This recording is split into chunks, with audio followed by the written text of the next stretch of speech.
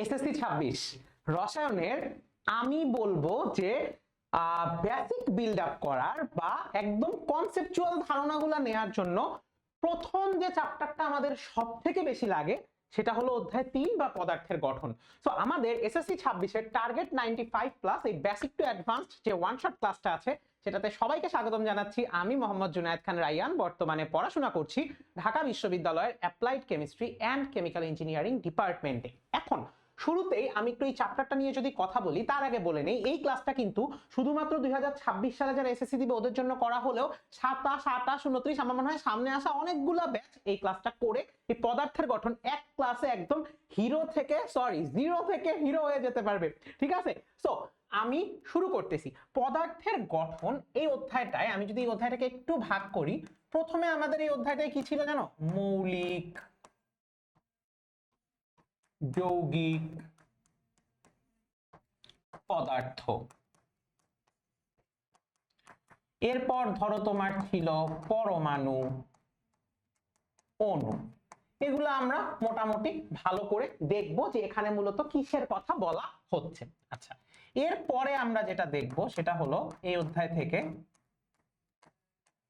পরমাণুর মডেল। আচ্ছা, এরপর আমরা আরো কিছু জিনিস দেখবো যে ধরো পারমাণবিক ও আণবিক ভর। এই টপিকগুলো দেখার পর মোটামুটি চ্যাপ্টার অনেকটুকু কমপ্লিট হয়ে যাবে। আমি প্রথমেই বলছি চ্যাপ্টার কিন্তু অনেক বড় না, আমরা কনসাইজ ওয়েতে যদি পড়ি তাহলে আমাদের জন্য তেমন কোনো সমস্যা হবে না। এবং লাস্ট টপিক যেটা সেটা হলো আইসোটোপ। এই সবগুলা জিনিস আমরা একটা একটা করে পড়বো এবং পড়ানোর মাঝখানে মাঝখানে আমি তোমাদের সাথে কথা বলবো যে কোন টপিকটার কোন কোশ্চেনটা কোন ধরনের কোশ্চেনের জন্য ইম্পর্টেন্ট, কোনটা এমসিকিউ, কোনটা এসকিউ, কোনটা CQ. So without further do আমি শুরু করি। মৌলিক পদার্থ খুবই বেসিক কথাবার্তা, যে পদার্থকে ভাঙলে সেই পদার্থ ছাড়া অন্য কোনো পদার্থ পাওয়া যায় না তাকে মৌলিক পদার্থ বা মৌল বলে। এখন প্রতিটা ক্ষেত্রে আমি তোমাদের জন্য চেষ্টা করেছি পুরো বইয়ের মেইন পয়েন্টগুলো স্লাইডে আনার এবং সাথে আমি কিছু লেখে লেখে তোমাদের পড়াবো যেন তোমরা সুন্দর মতো বুঝতে পারো। সো মৌলিক পদার্থের ক্ষেত্রে আমরা একটা ইম্পর্টেন্ট জিনিস মনে রাখতে পারি, দ্যাট ইজ স্বয়ং সম্পূর্ণ। যে একটা মৌলিক পদার্থ স্বয়ং সম্পূর্ণ ও কারো উপর ডিপেন্ডেন্ট না। এখন মৌলিক পদার্থ কারা? এই যে hydrogen, helium, carbon, oxygen, nitrogen etcetera, এগুলা যতগুলা আছে সবগুলা আমার কি? সবগুলাই আমার মৌলিক পদার্থ বা মৌল, বিকজ এদেরকে আলাদা করে চেনানোর জন্য তোমার কিছু করা লাগে না, এরা নিজেদের পরিচয়েই চলে। ঠিক আছে, সো ধরো এগুলার কথা যেমন বলতেছি, এবার সাথে আরেকটা জিনিস চলে আসে যে এখন আমাদের টোটাল মৌল কয়টা? আমরা টোটাল মৌল চিনছি 118টা, কিন্তু অবজেক্টিভের জন্য খুব ইম্পর্টেন্ট 98টা পাওয়া যায় প্রকৃতিতে এবং বাকি যে 20টা সেটা ল্যাবরেটরি বা গবেষণাগারে তৈরি করা হয়েছে। এগুলাকে বলে কৃত্রিম মৌল বা আর্টিফিশিয়াল।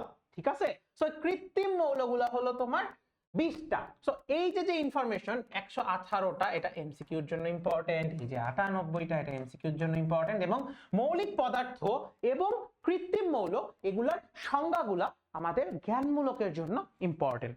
আচ্ছা, সো প্রতিটা স্লাইডের সাথে আবার ইংলিশ ভার্সনের জন্য অ্যাড করা আছে যেন খুব সুন্দরভাবে তোমরা পুরো ক্লাসটা দেখে বুঝতে পারো যে এলিমেন্ট কাকে বলতেছে, আর্টিফিশিয়াল এলিমেন্ট কাকে বলতেছে, আমরা এগুলাতে যেন আমাদের কোনো ধরনের কোনো প্রবলেম না থাকে। এখন হোয়াট ইজ যৌগিক পদার্থ? দেখো যৌগিক পদার্থ আমরা কাকে বলতেছি? আমরা মৌলিক পদার্থ বলতেছি এলিমেন্ট, আর যৌগিক পদার্থ বলতেছি আমরা কম্পাউন্ড। এখন যখন আমি কম্পাউন্ডের কথা বলতেছি, যেই পদার্থকে ভাঙলে 2 বা 2 এর অধিক মৌল পাওয়া যায়। ধরো তুমি পড়ছো যে পানির সংকেত H2O, তুমি পড়ছো HCl বা hydrochloric acid, carbon die oxide, nitrogen oxide বা নাইট্রিক অক্সাইড এটসেট্রা। এগুলাতে তুমি দেখতে পাচ্ছ একাধিক মৌলিক যৌগ বা মৌলিক পদার্থ, একাধিক মৌলিক পদার্থ একের অধিক এলিমেন্ট মিলে কম্পাউন্ড তৈরি করছে, যেটাকে যৌগিক পদার্থ বলে। যেমন তোমার দেখো সাধারণ তাপমাত্রায় হাইড্রোজেন আর অক্সিজেন ওরা গ্যাসীয়, এটা কিন্তু আমাদের কোনো সন্দেহ নাই যে হাইড্রোজেনও গ্যাসীয়, অক্সিজেনও গ্যাসীয়, কিন্তু এই সাধারণ তাপমাত্রায় হাইড্রোজেন অক্সিজেন, দেখো হাইড্রোজেন মানে কি হাইড্রোজেন, অক্সিজেন মানে কি অক্সিজেন, কিন্তু এদের থেকে উৎপন্ন যৌগ পানি যেটা H2O সেটা সাধারণ তাপমাত্রায় তরল। তার মানে কি যে যৌগিক পদার্থ হলো দুইটা বা দুইয়ের অধিক মৌলিক পদার্থ মিলে তৈরি হচ্ছে এবং ওই মৌলিক পদার্থগুলোরই যে ধর্ম বজায় রাখতেছে এমনটা কিন্তু নয়। আচ্ছা, এবার এইটা গেল তোমার এই যৌগিক পদার্থ, এইগুলার কথাবার্তা গেল। এখন আমরা আরো কতগুলা জিনিস জানবো। খুব ইম্পর্টেন্ট একটা জিনিস, দেখো হাইড্রোজেন গ্যাস না হাইড্রোজেন আকারে থাকে না, H2 আকারে থাকে, নাইট্রোজেন থাকে N2 আকারে, অক্সিজেন থাকে O2 আকারে, ক্লোরিন থাকে Cl2 আকারে, আয়োডিন থাকে I2 আকারে। এই যে আমরা যে এগুলার কথা বললাম যে দুইটা দুইটা করে থাকে, এরকম কিন্তু আরো আছে। তাহলে এগুলাকে আমরা আসলে কি বলতেছি? এই যে এইগুলার কথা, এগুলা হলো তোমার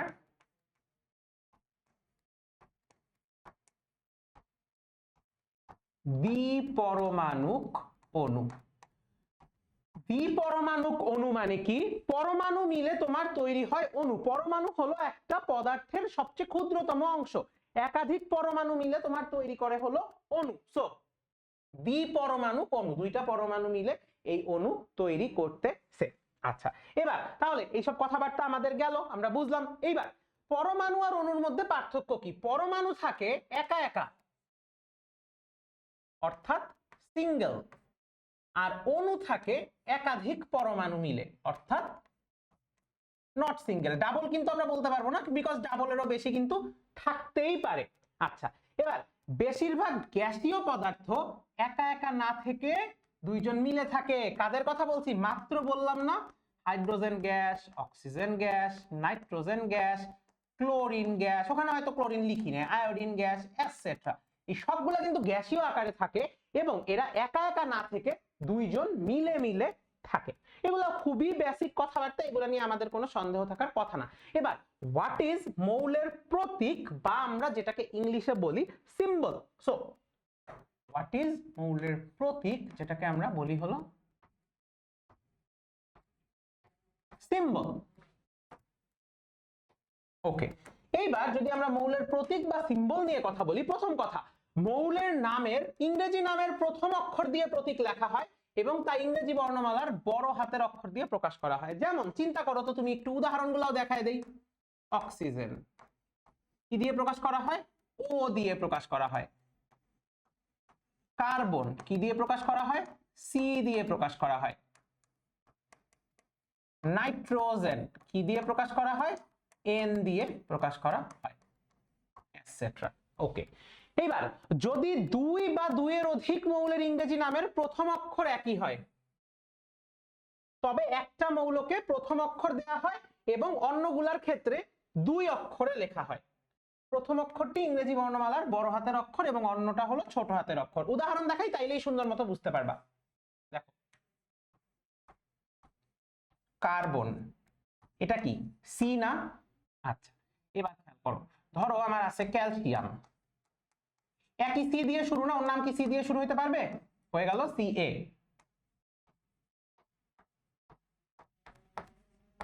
ক্লোরিন কি দিয়ে? Cl। তুমি বলতেই পারো ভাইয়া ক্লোরিন CH দিয়ে যদি হয় তাহলে CH কেন রাখলো না? উচ্চারণের ক্ষেত্রে খেয়াল করো, ক্লোরিন, ক্লোরিন ক আর ল, তার মানে Cr-L। এরপর ক্রোমিয়াম Cr। এরকম ভুরি ভুরি এক্সাম্পল দেওয়া পসিবল যে মৌলের প্রতীক একই অক্ষর দিয়ে শুরু, পরের অক্ষরটাকে আমরা ছোট হাতের অক্ষর দিয়ে প্রকাশ করতেছি, বিকজ সবগুলা সি দিয়ে শুরু। আচ্ছা, এবার কিছু মৌলের প্রতীক তাদের ল্যাটিন নাম থেকে নেওয়া হয়েছে। যেমন তুমি চিন্তা করো, পটাশিয়ামকে কিন্তু আমরা বলি ক্যালিয়াম বা কে। এটা কি? এই ক্যালিয়ামটা কি? ক্যালিয়াম হলো আমাদের চিরপরিচিত পটাশিয়ামের ল্যাটিন নাম। এরপর আমরা ধরো আরো কি দেখি, যে প্লাম্বাম বা পিবি। এই প্লাম্বাম বা পিবি কিন্তু আবার আমাদের চিরপরিচিত লেড বা সীসা। লেড বা সীসা, এই লেড বা সীসাকে আমরা পিবি দিয়ে প্রকাশ করে থাকি। আশা করি আমরা খুব সুন্দর মতো বুঝতে পারছি। তো এইভাবে মূলত মৌলের প্রতীকগুলো হয়, যেই সিম্বল দিয়ে বা যেই অক্ষর দিয়ে আমরা একটা মৌলকে প্রকাশ করে থাকি সেটাকে আমরা বলতেছি হলো মৌলের প্রতীক। ইংলিশ ভার্সনের জন্য ইংলিশটা অ্যাড করা আছে, এখানে দেখো খুব সুন্দর উদাহরণ আছে, কার্বন, ক্লোরিন, তারপর তোমার calcium, cobalt, cadmium, chromium, everything starts with C, কিন্তু পরের অক্ষরটা খেয়াল করো, উচ্চারণে যেটা প্রথমে পড়তেছে মোটামুটি সেইটা দিয়েই আমরা কিন্তু এটা করে ফেলতেছি, ঠিক আছে? এখানে একটা এইচ হবে। যাই হোক, এগুলা তোমরা মোটামুটি পারো, এগুলাতে কোনো সমস্যা হওয়ার কথা না। এগুলা থেকে হাইয়েস্ট কিছু এমসিকিউ আসতে পারে, এগুলা একদম বেসিক, যেগুলো তোমাদের জানা উচিত। এবার দেখো মৌলের নামকরণ, ল্যাটিন নাম, আমরা কিছু ল্যাটিন নাম দেখছি। এই যে দেখো সোডিয়াম, বাট নাম হলো নাট্রিয়াম, আসছে Na। এই নামগুলো একটু মনে রাখার চেষ্টা করবা। এই নামগুলোর উপরে আমি একটা ছোট্ট করে স্টার মেরে দিলাম, এগুলো একটু মনে রাখার চেষ্টা করবা, ঠিক আছে? এগুলো একটু মনে রাখার চেষ্টা করবা। কপার হলো কিউপ্রাম, এই জন্য Cu, কারণ কপার এর অ্যাকচুয়াল বানান কিন্তু তোমার COPPER। পটাশিয়াম, ওই যে আমি বললাম ক্যালিয়াম, এরকম silver, argentum, antimony, stibium, lead, plumbum, tungsten, wolfram, এই সবগুলাই একটু মনে রাখো, এগুলা তোমাদের জন্য খুব ইম্পর্টেন্ট। মার্কারি, Hg, এই সবগুলা এমসিকিউর জন্য মোটামুটি ভালো ইম্পর্টেন্ট, বিকজ পোলাপান কি করে, এগুলা ক্লাস 9 এর পড়া, হ্যাঁ এগুলা ক্লাস 9 এর পড়া, এগুলাও গিয়ে এসএসসি তে ভুল করে। সো আমি এমসিকিউ লিখে দিলাম, আমি জানি তোমরা লিখে দিলে সুন্দর মতো পড়বা, তাহলে তোমরা খুব ভালো মতো কোশ্চেনগুলো সলভ করে ফেলতে পারবা। আচ্ছা, এবার তোমার 1 থেকে 20 পর্যন্ত যে তোমার মৌলের প্রতীকগুলো আছে, সেই 1 থেকে 20 পর্যন্ত মৌলের প্রতীকগুলো ধরো তুমি একটু মুখস্থ রাখার চেষ্টা করো। ধরো ভাইয়ার তো মুখস্থ, ভাইয়া ধরো তোমার লিখে দিলাম, কোনো সমস্যা নেই, কিন্তু চেষ্টা করবা তুমিও একটু মুখস্থ রাখার। ধরো আমি যদি বলি যে দেখো আমি একদম মুখস্থ লিখে ফেলতেছি, তো hydrogen, helium, lithium, beryllium, boron, carbon, nitrogen, oxygen, fluorine, neon. এটা কি 1 থেকে 10। Sodium, magnesium, aluminium, silicon, phosphorus, sulphur, chlorine, argon, potassium, calcium. হয়ে গেল আমার 11 থেকে 20। তাহলে মোটামুটি তুমি এভাবে একটু এগুলো মনে রাখার চেষ্টা করবে। মূলত মৌলের প্রতীক তুমি চেষ্টা করবা 1 থেকে 35 পর্যন্ত মনে রাখার, কারণ আমরা কিন্তু জেনারেলি আবার 21 থেকে 30-এ এসে ভুল করে ফেলি, যে স্ক্যান্ডিয়াম, টাইটানিয়াম, ভ্যানাডিয়াম, দেন হলো তোমার ক্রোমিয়াম, দেন হলো তোমার ম্যাঙ্গানিজ, দেন হলো তোমার ফেরাম। এরপর কত আসে, আমরা কত পর্যন্ত আছি, 21, 22, 23, 24, 25, 26। এরপর চলে আসে হলো আমাদের 27 কোবাল্ট, এরপর চলে আসে আমাদের নিকেল, এরপর আমাদের চলে আসে হলো 29 আর 30। একটু বলো তো 29 আর 30 কোনটা? আমাদের কিন্তু এটা কমন একটা নলেজ যে আমরা এটা কনস্ট্যান্টলি ভুলে যাই। 30 জিঙ্ক আমাদের মনে থাকে, আর এই দুইটাকে ভাইয়া একটু মার্ক করে রাখলাম, এই যে এই দুইটাকে ভাইয়া একটু মার্ক করে রাখলাম, একটু মনে করবে, এই দুইটাকে ভাইয়া মার্ক করে রাখছিলাম, এগুলো আমরা একটু ভালো করে মনে করব, ঠিক আছে? ওকে, আসো এবার আমরা সামনে আগাই। আচ্ছা, এইবার প্রতীক হয় মৌলদের, তাহলে যৌগদের কি হয়? যৌগদের হয় হলো সংকেত। যৌগদের কি হয়? সংকেত। সো এই সংকেত দুই ভাবে হতে পারে প্রধানত, একটা মৌল প্লাস মৌল, একটা মৌল প্লাস যৌগমূলক। যৌগমূলক জিনিসটা আমরা পরে বুঝতেছি। মৌল প্লাস মৌল, ধরো কার্বন ডাই অক্সাইড, কার্বন একটা মৌল, অক্সিজেন একটা মৌল, কার্বন ডাই অক্সাইড মিলে একটা হলো যৌগ। আর যৌগমূলকের এটা আমরা একটু পরে বুঝতেছি। যৌগ গঠনের সময় যোজনী এক্সচেঞ্জ করে দিলেই যৌগ গঠন হয়ে যায়। আচ্ছা, তোমরা যোজনী নিশ্চয়ই পঞ্চম অধ্যায়ে অনেকে পড়ে আসছো। সো যোজনীর কথা আমি যদি একটু বলি, যে যোজনী হলো যে কয়টা ইলেকট্রন দান বা গ্রহণ করে স্থায়ী হতে চায়, যে কয়টা ইলেকট্রন দান বা গ্রহণ করে স্থায়ী হতে চায় সেটাকে আমরা বলতেছি হলো যোজনী। যোজনী এক্সচেঞ্জ করার মানে কি?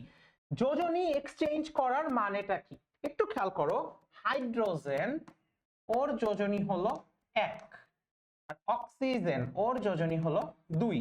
দুইটা মিলে যে যৌগ গঠন করে, এখানে দেখো হাইড্রোজেনের যে যোজনী সেটা অক্সিজেনের পাশে চলে যাবে, আর অক্সিজেনেরটা হাইড্রোজেনের সাথে চলে যাবে। যোজনী এক্সচেঞ্জ করছি, হয়ে গেছে। কিন্তু আমরা জাস্ট 1টা লিখি না, আমরা এটাকে লিখি হলো H2O। এরপর ধরো তুমি চিন্তা করো, তোমার আছে Na, ওর যোজনী হলো 1, ক্লোরিনের যোজনীও 1, তাই এরা একে অপরের সাথে এক্সচেঞ্জ করে হয়ে যায় সোডিয়াম ক্লোরাইড বা NaCl।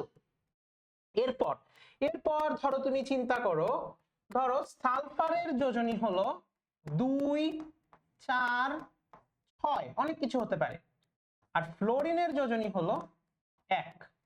তাই এইখানে কি হয় SF6, কারণ ফ্লোরিনের হাতে সালফারের 6 চলে আসছে, অর্থাৎ এই যৌগটায়, এই যৌগের এই সংকেতে সালফারের যোজনী 6, ফ্লোরিনের যোজনী 1। ওকে, এরপর সো এখানে মূলত ওই কথাগুলো লেখা। আমরা এখন একটু ওই যে যোজনী একটু যদি বোঝার চেষ্টা করি। যোজনী জেনারেলি ডিপেন্ড করে গ্রুপ নাম্বারের উপর, যে তোমার গ্রুপ কত, গ্রুপ মানে কি, বা তোমার ওর গ্রুপ সংখ্যা 1 মানে কি, সর্বশেষ শক্তি স্তরে একটা ইলেকট্রন আছে। এটা আমরা পর্যায় সারণীতে আরো ভালো মতো পড়বো কয়েকদিনের মধ্যে। আর কেউ যদি আগে থেকে পর্যায় সারণী পড়া থাকে, আমি বিশ্বাস করি যারা ওয়ান শট দেখতে আসছো তাদের আগে থেকে পড়া আছে, তাদের জন্য কিন্তু এটা খুব সোজা। দেখো ওদের যোজনী জেনারেলি 1 হয়, ওদের যোজনী জেনারেলি 2 হয়, ওদের যোজনী জেনারেলি 3 হয়। কারণ কি, ও একটা ইলেকট্রন ছাড়তে চায়, ও 2টা ছাড়তে চায়, ওরা 3টা ছাড়তে চায়। আবার ওদের কথা চিন্তা করো, ওদের যোজনী জেনারেলি 0, অর্থাৎ ওদের কোনো নিষ্ক্রিয়, ওরা কিছু চাচ্ছে না, ওদের কোনো ইলেকট্রন আদান প্রদানের কোনো দরকার নেই। আবার যোজনী যেহেতু একটা সংখ্যা, এই 17 number group, fluorine, chlorine, bromine, iodine, তোমার অ্যাস্টাটিন, এগুলোও কিন্তু তোমার একটা ইলেকট্রন গ্রহণ করতে চায়, তাই ওর যোজনী 1। এগুলা 2টা করে ইলেকট্রন গ্রহণ করতে চায়, যোজনী 2। বিপাক ঘটে হলো আমার কিছু ক্ষেত্রে এসে, ধরো কিছু ব্যতিক্রম থাকে, এটা আমরা একটু পরে দেখবো। যেমন ফ্লোরিনের যোজনী হইতে পারে, সরি ফ্লোরিন বলতেছি, ফেরামের যোজনী হতে পারে 2, 3। কপার এর যোজনী হতে পারে তোমার 1, 2। এরকম পরিবর্তনশীল যোজনী কিন্তু আছে। ধরো তোমার ধরো এই যে আমি যদি ফসফরাসের কথা বলি, ফসফরাসের যোজনী হতে পারে 3, 5, ঠিক আছে। আবার সালফারেরটা কিন্তু আমি অলরেডি বলছি, সালফারের যোজনী হতে পারে 2, 4, 6। এরকম অনেকগুলা মাঝখান থেকে পসিবল। তো আমরা মেইনলি পর্যায় সারণী দিয়ে মনে রাখবো। পর্যায় সারণী দিয়ে যদি আমাদের মনে না থাকে, তাহলে আমরা চেষ্টা করব, পর্যায় সারণী দিয়ে যদি আমাদের মনে না থাকে, তাহলে আমরা চেষ্টা করব যে আমাদের একটু এগুলো মুখস্থ করে ফেলার, যে গ্রুপ নাম্বারটা কত, দেন আমরা যোজনী খুব ইজিলি পেরে যাব, বিকজ যোজনী কিন্তু আমরা পঞ্চম অধ্যায় খুবই ক্লিয়ার করে পড়বো। আচ্ছা, এরপর এইবার আমাদের কি আছে, যে যৌগমূলকের নাম। আচ্ছা, যৌগমূলক গুলা কি, হোয়াট ইজ যৌগমূলক, হোয়াট ইজ যৌগমূলক। আচ্ছা, সো যৌগমূলক হলো তোমার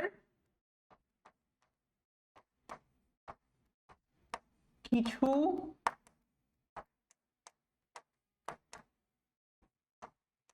পরমাণু গুচ্ছ মিলে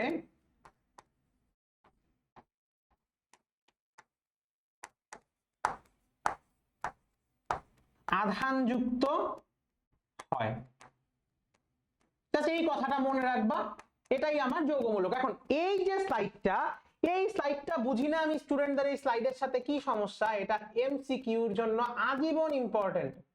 আমি কখনো সাইডে এই জিনিসটা লিখি না, বাট এটার পাশে লিখে দিতে বাধ্য হচ্ছি। এটা আজীবন লাগবে, বিকজ নাইলে তোমরা হয়তো এটার গুরুত্বটা ফিলই করতে পারবা না, যে এটার গুরুত্বটা আসলে কতটুকু। আচ্ছা, এবার দেখো অ্যামোনিয়াম, এখানে যে চার্জগুলো দেখতেছো না, এটা আসলে এরকম নাই, চার্জগুলো হলো উপরে বসবে, এই যে NH4+, অ্যামোনিয়াম আয়ন, দেখো ওর আধান কত, +1, যোজনী কত, 1, ঠিক আছে। আবার দেখো কার্বনেট, ওর CO3 2-, হাইড্রোজেন কার্বনেট HCO3-, এই প্লাস মাইনাস গুলো উপরে বসবে আর কি। Sulphate SO4 2 minus nitrate minus phosphate PO4 3 minus hydroxyl OH minus phosphonium PH4 plus. এখন মনে আছে কিনা তোমাদের একটুক্ষণ আগে আমি বলছিলাম ভাই একটু পরে পড়াবো মৌল প্লাস যৌগমূলক ইজ ইকুয়াল টু যৌগ। আসো আমরা একটু নামগুলো আরেকবার একটু দেখে ফেলি।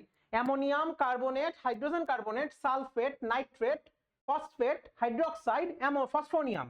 ঠিক আছে, ওকে। তাইলে এবার কিছু যৌগের নাম আসো আমরা একটু বোঝার চেষ্টা করি।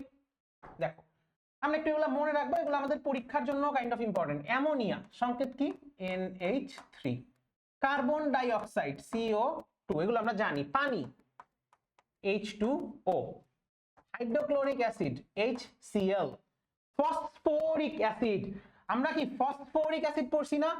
ফসফরিক অ্যাসিড কোথা থেকে আসছে? ফসফেট আয়ন থেকে আসছে। আর অ্যাসিড যেহেতু আছে তার মানে হাইড্রোজেন থাকবে। ফসফেট হলো PO4 3 মাইনাস, আর হাইড্রোজেন কত? +1। তাই ওই যে যোজনী উল্টায় যাবে, যোজনী একটা আরেকটার সাথে বসে যাবে। PO4 এর 3 চলে আসছে হাইড্রোজেনের সাথে, হাইড্রোজেনের 1 PO4 এর সাথে রয়ে গেছে। Sulphuric acid, সালফেটের acid H2SO4, SO4 এর 2 চলে আসছে হাইড্রোজেনের সাথে, হাইড্রোজেনের 1 চলে গেছে SO4 এর সাথে। সোডিয়াম হাইড্রোক্সাইড, সোডিয়াম হলো +1 কারণ ওর গ্রুপ 1, আর OH মাইনাস, একটা প্লাস একটা মাইনাস। অ্যালুমিনিয়াম হাইড্রোক্সাইড, অ্যালুমিনিয়ামের যোজনী কত? 3 বলছিলাম, কারণ ও কত নাম্বার গ্রুপে বলো তো? ও কত নাম্বার গ্রুপে? অ্যালুমিনিয়াম, অ্যালুমিনিয়াম 13 নাম্বার গ্রুপে। ঠিক আছে, আচ্ছা তাহলে অ্যালুমিনিয়াম হাইড্রোক্সাইড কি হবে? অ্যালুমিনিয়াম হলো 3 আর OH হলো -1, সো AlOH3। সোডিয়াম কার্বনেট, কার্বনেটের 2টা সোডিয়ামের সাথে চলে আসবে, সোডিয়ামের 1 এখানে চলে যাবে। Ammonium chloride NH4Cl, ammonium chloride NH4Cl। এরকম ভুরি ভুরি যৌগের উদাহরণ কিন্তু এখান থেকে দেয়া যায়। যেমন আমি আরো কয়েকটা যদি লিখি, যেমন ধরো নাইট্রেট আয়ন থেকে আসছে নাইট্রিক অ্যাসিড। এখন নাইট্রেটটা আমি কি শিখছিলাম? নাইট্রেটটা আমি শিখছিলাম NO3 মাইনাস, নাইট্রিক অ্যাসিডটা আসে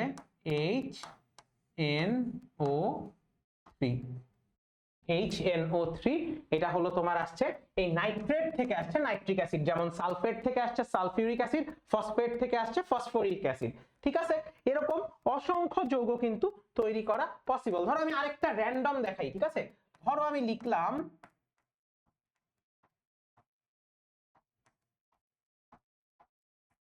ক্যালসিয়াম ফসফেট।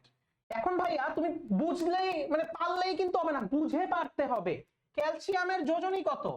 জেনারেলি 2, কারণ ক্যালসিয়াম 12 না 2 নাম্বার গ্রুপে, সো ক্যালসিয়াম 2+। আর ফসফেট কি? PO4 3 মাইনাস, তার মানে ওর যোজনী 2, ওর যোজনী 3, তার মানে একটার যোজনী আরেকটার সাথে গিয়ে বসে যাবে। ঠিক এইভাবে যদি মনে রাখতে পারো তুমি সবগুলা যৌগের সংকেত খুবই সুন্দরভাবে পেরে যাবে, সবগুলা যৌগের সংকেত খুবই সুন্দরভাবে পেরে যাবে। ঠিক আছে, ওকে। এবার পরমাণুর কণা সমূহ। তো আমাদের আরেকটা ইম্পর্টেন্ট টপিক শুরু হয়ে গেল যে পরমাণু মূলত 3টা কণা দিয়ে তৈরি, যেটা হলো ইলেকট্রন, প্রোটন, নিউট্রন। এর মধ্যে এই প্রোটন আর নিউট্রন এরা থাকে হলো কেন্দ্রে, এরা থাকে কেন্দ্রে, এবং কেন্দ্রের নিউক্লিয়াসে, কেন্দ্রের নিউক্লিয়াসে প্রোটন ও নিউট্রন থাকে, এবং ইলেকট্রন নিউক্লিয়াসের চারদিকে ঘুরতে থাকে, ইলেকট্রন নিউক্লিয়াসের চারদিকে ঘুরতে থাকে। সো ইলেকট্রনকে আমরা প্রকাশ করি হলো E দিয়ে, প্রোটনকে প্রকাশ করি P দিয়ে, নিউট্রনকে প্রকাশ করি N দিয়ে। জাস্ট নামের প্রথম অক্ষরে, যে মাঝখানে প্রোটন আর নিউট্রন থাকে আর ওদিকে ইলেকট্রন চারপাশে ঘুরপাক খেতে থাকে।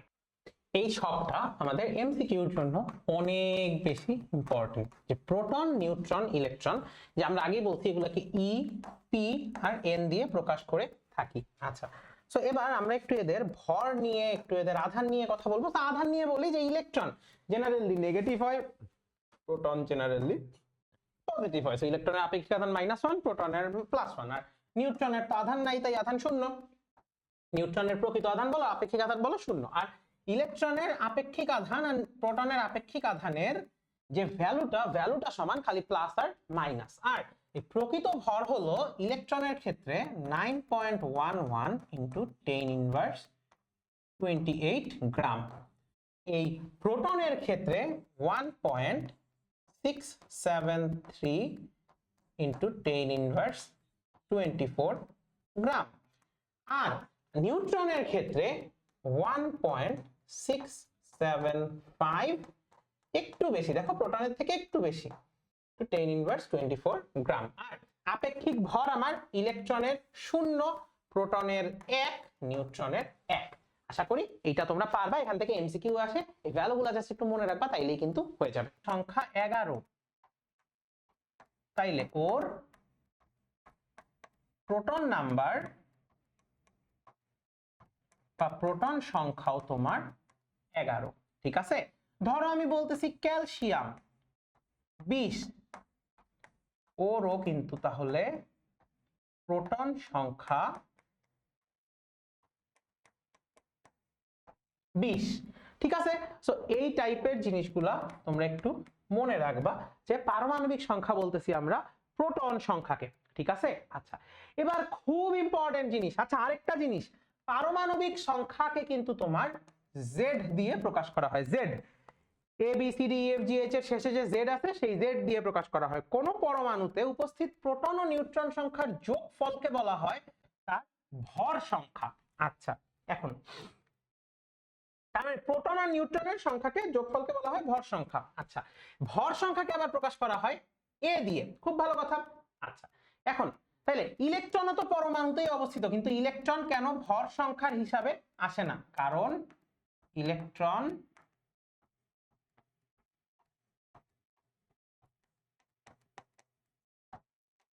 কেন্দ্রে অবস্থিত নয়, কেন্দ্রে অবস্থিত নয়। আচ্ছা, তাইলে এবার আমরা একটা মৌলকে মূলত এইভাবে প্রকাশ করে থাকি, এইখানে আমার ভর সংখ্যা ব্যবহার করা হয়, উপরে বাম পাশে ভর সংখ্যা ব্যবহার করা হয়, নিচে বাম পাশে পারমাণবিক সংখ্যা ব্যবহার করা হয়। এখন মজার জিনিস বোঝার চেষ্টা করো, প্রোটন সংখ্যা যদি জেড হয়, ভর সংখ্যা হলো এ, তাহলে এইখানে প্রোটন সংখ্যা ধরলাম আমি 11,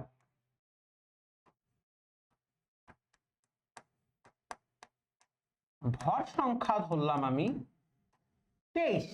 তাইলে আমি মাত্র কি শিখে আসছি? ভর সংখ্যা হলো প্রোটন সংখ্যা ও নিউট্রন সংখ্যার যোগফল। তাহলে এই যে সোডিয়াম আছে, ওর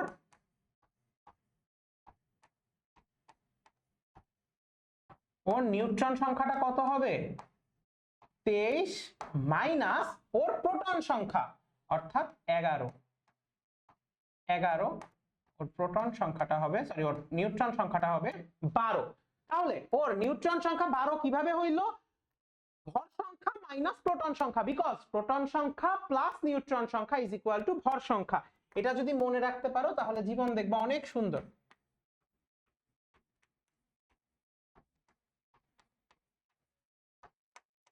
প্রোটন সংখ্যা প্লাস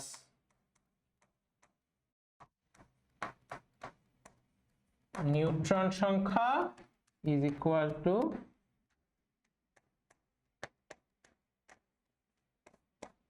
ভর সংখ্যা। ঠিক আছে, আশা করি ভর সংখ্যা তোমরা খুব সুন্দর মতো বুঝতে পারছো, এবং তোমাদের নিউট্রন সংখ্যা বের করতে কোনো ধরনের কোনো সমস্যা কিন্তু হবে না। এখন দেখো, লিথিয়াম ও বেরিলিয়াম মৌলের ভর সংখ্যা, প্রোটন সংখ্যা, ইলেকট্রন সংখ্যা বের করো। আচ্ছা, লিথিয়াম আর হলো তোমার বেরিলিয়াম। লিথিয়ামের হলো পারমাণবিক সংখ্যা 3, ভর সংখ্যা 7, আর বেরিলিয়ামের হলো পারমাণবিক সংখ্যা 4, ভর সংখ্যা হলো তোমার 9। তাহলে লিথিয়ামের ক্ষেত্রে প্রোটন সংখ্যা হলো 3, প্রোটন সংখ্যা এবং ইলেকট্রন সংখ্যা সমান থাকে, তাই ইলেকট্রন সংখ্যাও 3, কারণ পজিটিভ চার্জ আর নেগেটিভ চার্জ যদি দুই সাইডে সমান না থাকে তাহলে তো ভারসাম্যই হইল না, তাই না? আচ্ছা, আর নিউট্রন সংখ্যা হবে হলো ভর সংখ্যা মাইনাস প্রোটন সংখ্যা, মানে 4। এখানে প্রোটন সংখ্যা তোমার ভর মানে পারমাণবিক সংখ্যা 4, মানে প্রোটন সংখ্যাও হলো তোমার 4, ইলেকট্রন সংখ্যা 4, নিউট্রন সংখ্যা হলো ভর সংখ্যা মাইনাস প্রোটন সংখ্যা ইজ ইকুয়াল টু নিউট্রন সংখ্যা হলো তোমার 5। আশা করি তোমরা বুঝতে পেরেছো। এখন আমরা কথা বলবো পরমাণুর মডেল নিয়ে। খুবই খুবই খুবই ইম্পর্টেন্ট একটা জিনিস, বিকজ এই পরমাণুর মডেলটা মূলত আমি এখানে টপিকটা আলাদা করে লিখে রাখতেছি বিকজ এই পরমাণুর মডেল নিয়ে অনেক ধরনের কনফিউশন, এবং এইটা থেকেই এই চ্যাপ্টারের মেইন সিকিউটা আসে। এই চ্যাপ্টারের মেইন সিকিউ টপিকই হলো এই পরমাণুর মডেল। সো পরমাণুর মডেলে কি লেখা এই জিনিসটা আমরা একটু বোঝার চেষ্টা করি। আচ্ছা, সো পরমাণুর মডেলে প্রথমেই আমরা যে পরমাণুর মডেলটা নিয়ে পড়বো সেটা হলো রাদারফোর্ডের পরমাণু মডেল, যেটা 1911 সালে রাদারফোর্ড, বিজ্ঞানী রাদারফোর্ড প্রদান করেন। আচ্ছা, এখন আমি মেইন পয়েন্টগুলো লাগিয়ে দিব। আমি এই পয়েন্টগুলো সবগুলো এখানে লিখে রাখার কারণ যেন আমি তোমাদের মেইন যে ইস্যুটা সেটা বুঝাতে পারি যে এখানে মূলত পরমাণুর মডেলগুলাই কি বলতে চাওয়া হয়েছে। আচ্ছা, এখন পরমাণুর একটা কেন্দ্র থাকে। প্রথম যে মডেলের বৈশিষ্ট্য বা সোজা কথা এটাকে আমরা বলতে পারি মডেলের স্বীকার্য বা পস্টিউলেটস, যে ধরে নেওয়া হয়েছে যে রাদারফোর্ড এগুলা বলছে, ধরে নেওয়া হয়েছে বলতে রাদারফোর্ড এগুলা ধরে নিছে পরমাণুর একটা কেন্দ্র আছে। এই কেন্দ্রের নাম সে নিউক্লিয়াস দিছে। নিউক্লিয়াসের ভিতর প্রোটন এবং নিউক্লিয়াসের বাইরে ইলেকট্রন আছে। যেহেতু আপেক্ষিকভাবে ইলেকট্রনের ভর শূন্য ধরা হয়, কাজেই নিউক্লিয়াসের ভিতর অবস্থিত প্রোটন এবং নিউট্রনের ভরই পরমাণুর ভর হিসেবে বিবেচনা করা হয়। অর্থাৎ কি বললো, কেন্দ্রে আছে নিউক্লিয়াস, নিউক্লিয়াসে আছে প্রোটন নিউট্রন, চারপাশে আছে ইলেকট্রন, বাট যেহেতু চারপাশের ইলেকট্রনের ভর আপেক্ষিকভাবে শূন্য, এই কারণে প্রোটন আর নিউট্রনের ভরকেই টোটাল নিউক্লিয়াসের বা টোটাল পরমাণুর ভর হিসেবে বিবেচনা করা হয়। এখন নিউক্লিয়াস অত্যন্ত ক্ষুদ্র, কেন্দ্রটা অত্যন্ত ক্ষুদ্র এবং ভিতরের বেশিরভাগ জায়গায় ফাঁকা ধরে নেওয়া হয়। আচ্ছা, এখন সৌরজগতে সূর্যকে কেন্দ্র করে যেমন গ্রহগুলা ঘুরে, এখানে ইলেকট্রন কি কেন্দ্রকে মানে কি বলে এটাকে, নিউক্লিয়াসকে কেন্দ্র করে ঘুরে। এই কারণে এটাকে সৌরজগতের সাথে তুলনা করা হয়। এটাকে সৌরজগতের সাথে তুলনা করা হয়ে এটার একটা নামও দেয়া হয়। এটার একটা নামও দেয়া হয়, এখানে লিখে দিচ্ছি। এটার আরেকটা নাম, এই মডেলটার আরেকটা নাম হলো সোলার মডেল বা সৌর মডেল। আচ্ছা, এরপর সে কি বলছে, ধনাত্মক চার্জবাহী নিউক্লিয়াস। ধনাত্মক চার্জবাহী কেন? কারণ নিউট্রনের কোনো চার্জ নাই, কিন্তু প্রোটনের কিন্তু পজিটিভ চার্জ আছে। ধনাত্মক চার্জবাহী এই নিউক্লিয়াসের প্রতি ঋণাত্মক চার্জবাহী ইলেকট্রন এক ধরনের আকর্ষণ বল অনুভব করে। এই আকর্ষণ বল কেন্দ্রমুখী। কেন? এই ইলেকট্রনগুলো কেন্দ্রের দিকে আকর্ষিত হয়, কেন্দ্রমুখী। এবং এই কেন্দ্রমুখী বলের কারণে পৃথিবী যেমন সূর্যের চারদিকে ঘুরে, ইলেকট্রন নিউক্লিয়াসের চারদিকে ঘুরতে থাকে। খুব ভালো কথা। এখন এই যে সে স্বীকার্যগুলা দিল, এই স্বীকার্যগুলাই সে সৌরজগতের সাথে তুলনা বারবার করছে জন্য এটাকে সোলার সিস্টেম মডেল বা সৌর মডেল বলা হয়। আবার একই সাথে এটাকে নিউক্লিয়ার মডেলও বলা হয়। এটাকে একই সাথে নিউক্লিয়ার মডেলও বলা হয়। ওকে, এবার এই মডেলের বেশ কিছু সীমাবদ্ধতা আছে। সীমাবদ্ধতাটা কি? এইটা কক্ষপথের আকার ও আকৃতি সম্বন্ধে কোনো ধারণা দেয় নাই। আকার ও আকৃতি সম্বন্ধে কোনো ধারণা দেয় নাই। এখন সৌরজগতের সাথে যে তুলনা করছে, সূর্য আর গ্রহর কি কোনো চার্জ আছে? এগুলোর কোনো চার্জ নাই, কিন্তু ইলেকট্রনের নেগেটিভ চার্জ আছে, নিউক্লিয়াসের পজিটিভ চার্জ আছে। তাইলে সে যে তুলনা করছে এই তুলনাটা আসলে ঠিক না। আবার একের অধিক ইলেকট্রন বিশিষ্ট পরমাণু হইলে সেই ইলেকট্রনগুলো কই যাবে, কিভাবে থাকবে, কোনো ধারণা এই মডেল দেয় নাই। আর ম্যাক্সওয়েলের তত্ত্বানুসারে, যেটা আই গেস এখানকার সবচাইতে ইম্পর্টেন্ট, এখানকার সবচাইতে ইম্পর্টেন্ট, যে কি বললাম, ম্যাক্সওয়েলের তত্ত্বানুসারে ইলেকট্রন নিউক্লিয়াসকে কেন্দ্র করে ঘূর্ণনের সময় ক্রমাগত শক্তি হারাতে থাকবে, ফলে ইলেকট্রনের ঘূর্ণন পথ ছোট হতে থাকবে। ম্যাক্সওয়েলের তত্ত্বানুসারে কি বলে, যে কোনো চার্জযুক্ত বস্তু, ইলেকট্রন কি চার্জযুক্ত বস্তু, কোনো চার্জযুক্ত বস্তু ঘুরতে ঘুরতে ঘুরতে ঘুরতে শক্তি হারাবে এবং নিঃশেষ হয়ে যাবে এবং কেন্দ্রে পতিত হবে। সেই জিনিসটা কি নিউক্লিয়াসে হয়? হয় না, কিন্তু ইলেকট্রন কিন্তু চারপাশে ঘুরতেই থাকে। কিন্তু ম্যাক্সওয়েলের তত্ত্বানুসারে ইলেকট্রন নিউক্লিয়াসকে কেন্দ্র করলে ক্রমাগত শক্তি হারাতে হারাতে কেন্দ্রের কাছে চলে আসবে। কিন্তু আমাদের প্রকৃতিতে কিন্তু এটা ঘটে না। অর্থাৎ ম্যাক্সওয়েলের তত্ত্বানুসারে রাদারফোর্ডের পরমাণু মডেল সঠিক নয়। এইটা খ মার্কের জন্য বা ক্ষয়ের জন্য খুবই খুবই খুবই ইম্পর্টেন্ট। আচ্ছা, এরপরে আমাদের চলে আসে যে ম্যাক্সওয়েলের তত্ত্বানুসারে মূলত কি হয়, যে শক্তি হারিয়ে নিউক্লিয়াসে পতিত হচ্ছে। এটা হওয়ার কথা, কিন্তু আদতে এটা হয় না। এই কারণে ম্যাক্সওয়েলের তত্ত্বানুসারে রাদারফোর্ডের পরমাণু মডেলটা সঠিক নয়। এটা খ নাম্বারের জন্য তোমরা একটু ভালো করে পড়ে নিবা, এটা খুব ইম্পর্টেন্ট, খুবই ইম্পর্টেন্ট। আচ্ছা, এইবার রাদারফোর্ডের এই স্টুডেন্ট নিলস বোর, বিজ্ঞানী নিলস বোর 1913 সালে বোরের পরমাণু মডেল প্রকাশ করে, যেই বোরের পরমাণু মডেল মূলত রাদারফোর্ডের পরমাণু মডেলকে ভিত্তি হিসাবে ধরছে, যে কারণে রাদারফোর্ড আবার নোবেল পুরস্কার পাইছে। রাদারফোর্ডকে ভিত্তি হিসাবে ধরে সে নতুন এক ধরনের পরমাণু মডেল আবিষ্কার করছে। সো পরমাণুতে এর কি বলছে, এর বৈশিষ্ট্যগুলা মানে কিন্তু এর পস্টিউলেটস বা কি কার্য। পরমাণুতে যে সকল ইলেকট্রন থাকে সেগুলা নিউক্লিয়াসকে কেন্দ্র করে যে কোনো কক্ষপথে ঘুরতে পারে না, এগুলা অনুমোদিত বৃত্তাকার কক্ষপথে, অর্থাৎ প্রতিটা ইলেকট্রনের জন্য অনুমোদিত থাকে, অর্থাৎ পারমিটেড, একটা ইলেকট্রন ওই কক্ষপথেই ঘুরতে পারে। এই অনুমোদিত কক্ষপথে ঘুরে এই নির্দিষ্ট ব্যাসার্ধের অনুমোদিত বৃত্তাকার কক্ষপথগুলোকে অনুমোদিত কক্ষপথ বা প্রধান শক্তি স্তর বা কক্ষপথ বা শেল বা অরবিটাল বা স্থির কক্ষপথ বলে। একটু বোঝার চেষ্টা করি। এই অনুমোদিত কক্ষপথগুলোকে অনুমোদিত কক্ষপথ, প্রধান শক্তি স্তর, কক্ষপথ, শেল, অরবিট, স্থির কক্ষপথ সবকিছু বলা হয়। স্থির কক্ষপথে ঘোরার সময় ইলেকট্রনগুলো কোনরূপ শক্তি শোষণ বা বিকিরণ করে না। স্থির কক্ষপথকে n দ্বারা প্রকাশ করা হয়। n যদি 1 হয় তাহলে k হলো প্রধান শক্তি স্তর, n 2 হইলে l প্রধান শক্তি স্তর, n 3 হলে m প্রধান শক্তি স্তর, n 4 হলে n প্রধান শক্তি স্তর। এই ভ্যালুগুলো একটু মনে রাখলে হবে। n দ্বারা মূলত প্রধান শক্তি স্তরকে প্রকাশ করা হয়, অর্থাৎ এই যে ইলেকট্রনগুলো যে এরকম পদগুলোতে যে থাকে এগুলাকে প্রধান শক্তি স্তর বলা হয়। আচ্ছা, এইবার আমাদের বোর পরমাণু মডেল অনুসারে কোন শক্তি স্তরে ইলেকট্রনের কৌণিক ভরবেগ, mvr is equal to nh/2 পাই। ঠিক আছে, ওকে। এইবার m হচ্ছে ইলেকট্রনের ভর, আমরা এটা অলরেডি শিখছি যে 9.11 ইনটু 10 ইনভার্স 28 গ্রাম। তুমি যদি কেজিতে কনভার্ট করো 10 ইনভার্স 31 হয়ে যায়, আমাদের সূত্রে কেজিতে বসানো লাগবে। আচ্ছা, v হচ্ছে ইলেকট্রন যে কক্ষপথ বা শক্তি স্তরে ঘুরবে তার বেগ। h হচ্ছে প্লাঙ্কস কনস্ট্যান্ট বা প্লাঙ্কের ধ্রুবক 6.626 ইনটু 10 ইনভার্স 34, এটা 34 হবে। 10 ইনভার্স 34 জুল সেকেন্ড বা metre square KG per second. আর n হচ্ছে প্রধান শক্তি স্তর বা প্রধান কোয়ান্টাম সংখ্যা 1 2 3। ঠিক আছে, এখন যেই শক্তি স্তরে n এর মান কম, সেটা নিম্ন শক্তি স্তর, n এর মান বেশি সেটা উচ্চ শক্তি স্তর। অর্থাৎ তুমি যত n সমান 1 2 3 4 5 6 যত উপরের দিকে উঠতে থাকবা তত তোমার শক্তি স্তর, প্রধান শক্তি স্তরের সংখ্যা বাড়তে থাকবে।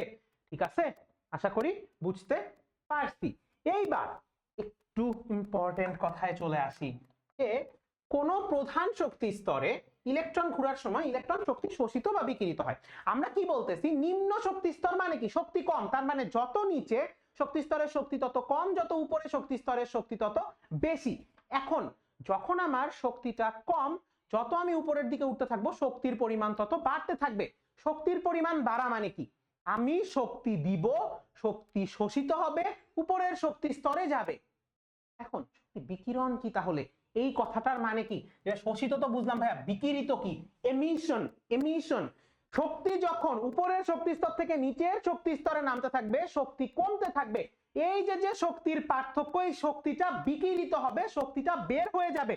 উচ্চ শক্তি স্তর থেকে নিম্ন শক্তি স্তরে আসলে শক্তি বের হয়ে যাবে। আমরা শক্তির সংরক্ষণশীলতা নীতি, এনার্জি প্রিজার্ভেশন ল থেকে আমরা জানি যে শক্তির কোনো ধ্বংস নেই, শক্তির কোনো সৃষ্টি নেই, শক্তি অবিনশ্বর, শক্তি যতটুকু ছিল ততটুকুই থাকবে।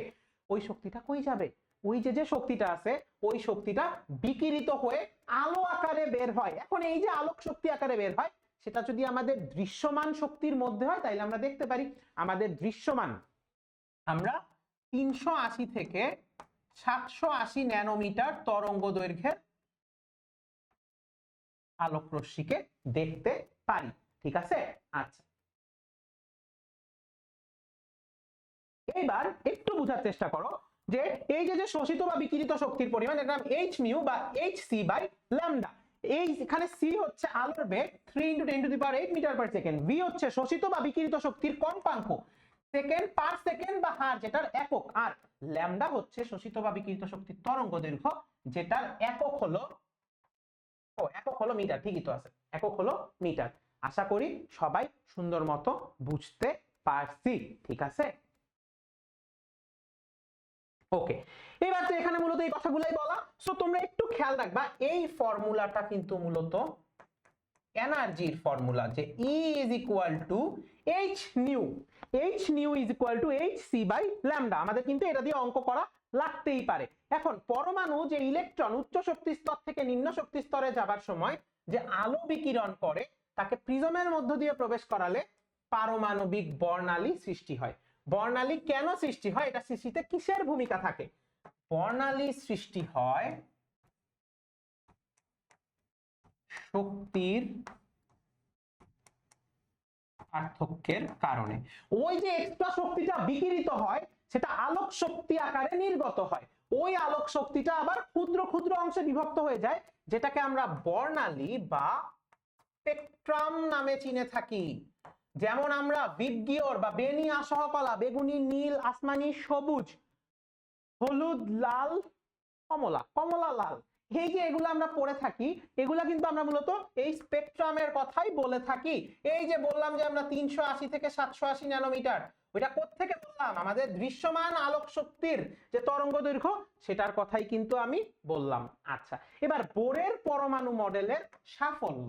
বোরের পরমাণু মডেলের সাফল্য কি? যে রাদারফোর্ড বলছিল সৌরজগতের মতো, কিন্তু আকার সম্বন্ধে কোনো ধারণা দেয় নাই। বোরের পারমাণবিক মডেল শক্তি স্তরের আকার বৃত্তাকার, এটা বলে দিছে। রাদারফোর্ডের পরমাণু মডেলে পরমাণু শক্তি শোষণ বা বিকিরণ করলে গঠনে কি ধরনের পরিবর্তন হয় সেটা বলা হয় নাই, কিন্তু পরমাণু যে উচ্চ শক্তি স্তরে যায় শক্তি শোষণ করে, নিম্ন শক্তি স্তরে আসে শক্তি বিকিরণ করে, এই জিনিসগুলা এখানে খুব ভালো মতো বলা আছে। বোরের পরমাণু মডেলে এগুলা বলা আছে।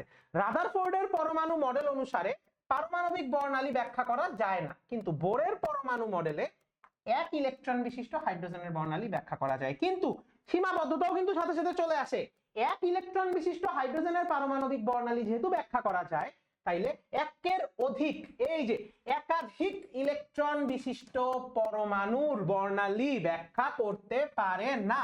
আচ্ছা, এবার বোরের পারমাণবিক মডেল অনুসারে পারমাণবিক বর্ণালীতে একটি মাত্র রেখা পাওয়ার কথা। বোর কি বলছে? যে উচ্চ শক্তি স্তর থেকে নিম্ন শক্তি স্তরে আসলে একটা রেখায় সম্পূর্ণটা পাওয়া যাবে, কিন্তু দেখা যায় কি প্রতিটা রেখা অনেকগুলা ক্ষুদ্র ক্ষুদ্র রেখায় বিভক্ত হয়ে যায়। ওই ক্ষুদ্র ক্ষুদ্র রেখাগুলা বোরের মতবাদ অনুসারে ব্যাখ্যা করা যায় না। এবার বোরের পরমাণু মডেল অনুসারে শুধু বৃত্তাকার কক্ষপথ বিদ্যমান, কিন্তু পরে প্রমাণিত হয়েছে পরমাণুতে শুধু বৃত্তাকার কক্ষপথ না, উপবৃত্তাকার কক্ষপথেও ঘুরে। তার মানে একের অধিক ইলেকট্রনকে সে ব্যাখ্যা করতে পারে না, বর্ণালীর ক্ষুদ্র ক্ষুদ্র রেখাগুলোকে ব্যাখ্যা করতে পারে না, এবং একই সাথে বৃত্তাকার কক্ষপথের সাথে যে উপবৃত্তাকার কক্ষপথ আছে সেটাও ব্যাখ্যা করতে পারে না। কিন্তু ঠিক আছে, আমরা এগুলো একটু খেয়াল রাখবো। এবার লিথিয়াম 2+ এর দ্বিতীয় শক্তি স্তরে থাকা কোনো ইলেকট্রনের বেগ যদি এত হয়। আচ্ছা, লিথিয়াম 2+, লিথিয়াম 2+ মানে কি? সোজা কথা একটা ইলেকট্রন আছে, বাট আমাদের তো সেটা দিয়ে কোনো কাজ নেই, আমাদের ওই শক্তি স্তরে ব্যাসার্ধ লাগবে। তাহলে mvr is equal to nh/2 পাই। আমাদের বের করা লাগবে কি একটু খেয়াল করো তো, আমাদের কাছে কি কি বলা আছে? আমাদের কাছে হলো n এর ভ্যালু 2 বলা আছে, h কনস্ট্যান্ট, পাই কনস্ট্যান্ট, আমাদের কাছে v এর ভ্যালু বলা আছে। তাহলে আমাদের বের করা লাগবে হলো r nh, আর যদি আমি নিচে এটাকে নিয়ে আসি 2 পাই mv। n এর ভ্যালু হলো 2, h এর ভ্যালু 6.626 into 10 inverse 34, 2 i এর ভ্যালু 3.1416, m এর ভ্যালু হলো তোমার 9 যেহেতু ইলেকট্রনের কথা বলছে 11 into 10 inverse 31, আমরা কেজিতে বসাচ্ছি, রাইট? আচ্ছা, আর v এর ভ্যালু বলা আছে 5.1 into 10 to the power 5। Sorry. So এই ভ্যালুগুলা বসানোর পর আমরা এখানে একটা ভ্যালু পাবো। ব্যাসার্ধ মানে কি? উত্তর আসবে মিটার এককে, একক হবে মিটার, এটাই আমাদের উত্তর হবে। দেখো সবগুলা ভ্যালু দেয়া আছে, জাস্ট তুমি যদি ভ্যালুগুলা বসাতে পারো ঠিক মতো তাইলেই কিন্তু তুমি পেরে যাবে। আচ্ছা, এখানে মূলত একই কোশ্চেন দুইটা দেয়া, আমরা তো এর ইংলিশ ভার্সনের জন্য আলাদা করে সলভ করার কিছু নেই। আমরা সব পরেরটায় চলে যাই। যদি দুইটা শক্তি স্তরের মধ্যে শক্তির পার্থক্য এত হয়, তাহলে ওই কত তরঙ্গ দৈর্ঘ্যের আলো বিকিরণ হবে?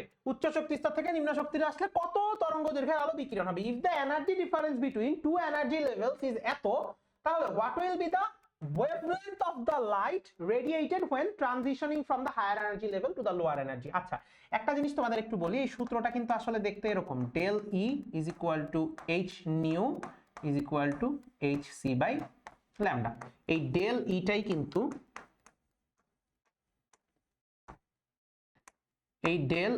কিন্তু এনার্জি ডিফারেন্স বা তোমার শক্তির পার্থক্য, ঠিক আছে? তাহলে এবার একটু খেয়াল করো, তোমাকে ডাইরেক্ট ডেল ই এর ভ্যালুটা দেয়া 1.99 ইনটু 10 ইনভার্স 17। তুমি এইচ এর ভ্যালু জানো, Planck's constant 6.636626 into 10 inverse 34। C হলো আলোর বেগ 3 into 10 to the power 8 by lambda. এই ল্যামডাই হলো তোমার সেই তরঙ্গ দৈর্ঘ্য, ল্যামডার ভ্যালু যত আসবে এটাই আমার মিটারে হবে হলো অ্যানসার। তুমি এটাকে চাইলে ন্যানোমিটারেও প্রকাশ করতে পারো, কারণ আমরা এটাকে ওয়েভলেন্থকে আমরা জেনারেলি ন্যানোমিটারে প্রকাশ করে থাকি। 1 ন্যানোমিটার সমান 10 ইনভার্স 9 মিটার, ঠিক আছে? আচ্ছা তো যাই হোক, আমাদের মূলত অঙ্ক আমরা বুঝতে পারলাম, ভ্যালুগুলো জাস্ট ক্যালকুলেটরে বসাইলেই কিন্তু আমরা খুবই সুন্দর করে উত্তর পেয়ে যাব, কোনো টেনশন করার আমাদের দরকার নেই। আচ্ছা এবার ইলেকট্রন বিন্যাস বুঝার জন্য যে একটা পরমাণুর পরমাণুতে যে ইলেকট্রনগুলো থাকে সেটা কিভাবে বিন্যস্ত হয় এইটা বুঝার জন্য আমাদের প্রথমে একটা জিনিস বোঝা লাগবে, শক্তি স্তর। n is equal to 1, n is equal to 2 মানে দ্বিতীয় শক্তি স্তর, n is equal to 3, n is equal to 4, n is equal to 5 etc। শক্তি স্তর কিন্তু অসংখ্য হতে পারে। একটা জিনিস মনে রাখবা, কেউ যদি তোমাকে জিজ্ঞেস করে যে হাইড্রোজেনের টোটাল শক্তি স্তর কয়টা, তুমি বলবা হাইড্রোজেনের তো ইলেকট্রন একটা তাই শক্তি স্তরও একটা। না, ব্যাপারটা কিন্তু এরকম না, হাইড্রোজেনের শক্তি স্তর কিন্তু অসংখ্য। বিকজ যদি অসংখ্য না হতো তুমি কিন্তু প্রথম শক্তি স্তর থেকে শক্তি দিয়ে পরবর্তী শক্তি স্তর বা অনেক দূরের কোনো শক্তি স্তরে পাঠাতে পারতে না। আচ্ছা এবার একটু খেয়াল করো, তোমার এই n is equal to 1 এটা হলো k, n is equal to 2 হলো l, n is equal to 3 হলো m, 4 হলো n, এভাবে তোমার আরো নিচে যায়। এই 5 এগুলা থেকে আমরা তেমন একটা কথাবার্তা আসলে বলি না। আচ্ছা এই 1 এর জন্য তোমার, দাঁড়াও এটা দিয়ে লিখলে তোমরা বুঝতে পারবে না, এই 1 এর জন্য মূলত তোমার শক্তি স্তরের ভিতর ভাগ থাকে একটা 1s। এই 2 এর জন্য থাকে তোমার 2s 2p, 3 এর জন্য থাকে 3s 3p 3d, এই 4 এর জন্য থাকে 4s 4p 4d 4f। এইভাবে 5 এর জন্য f এর পর আরো থাকে, বাট আমরা সেগুলো নিয়ে আসলেই সত্যি আমাদের তেমন কোনো কথাবার্তা বলা লাগে না। তাইলে এবার আমরা একটু বোঝার চেষ্টা করি যে আমরা মূলত আমাদের মনে রাখতে হবে s এ থাকে 2টা ইলেকট্রন, p তে থাকে 6টা ইলেকট্রন, d তে থাকে 10টা ইলেকট্রন, আর f এ থাকে 14টা ইলেকট্রন। এই সংখ্যাগুলো মনে রাখলে তুমি ইলেকট্রন বিন্যাস খুবই আরামে করে ফেলতে পারবা। এই যে কথাগুলো বললাম এগুলো দেখো এখানে খুব সুন্দর করে বলা আছে যে শক্তি স্তর যদি n হয় তাহলে উপশক্তি স্তরের একটা ভ্যালু হয় যেটাকে আমরা মূলত l দিয়ে প্রকাশ করব। l দিয়ে প্রকাশ করব। আমি কিন্তু তোমাকে lটা বুঝাচ্ছি, এইগুলো তো বুঝতেছি যে আমাদের n এর ভ্যালু হলো এইটা যে 1 2 3। এখন l এর ভ্যালু হলো 0 থেকে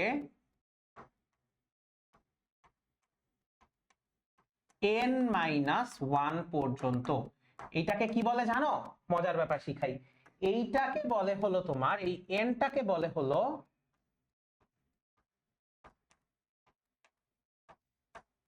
প্রধান কোয়ান্টাম নাম্বার। আর এই l যেটাকে দিয়ে উপশক্তি স্তর প্রকাশ করতেছি এইটাকে বলা হয়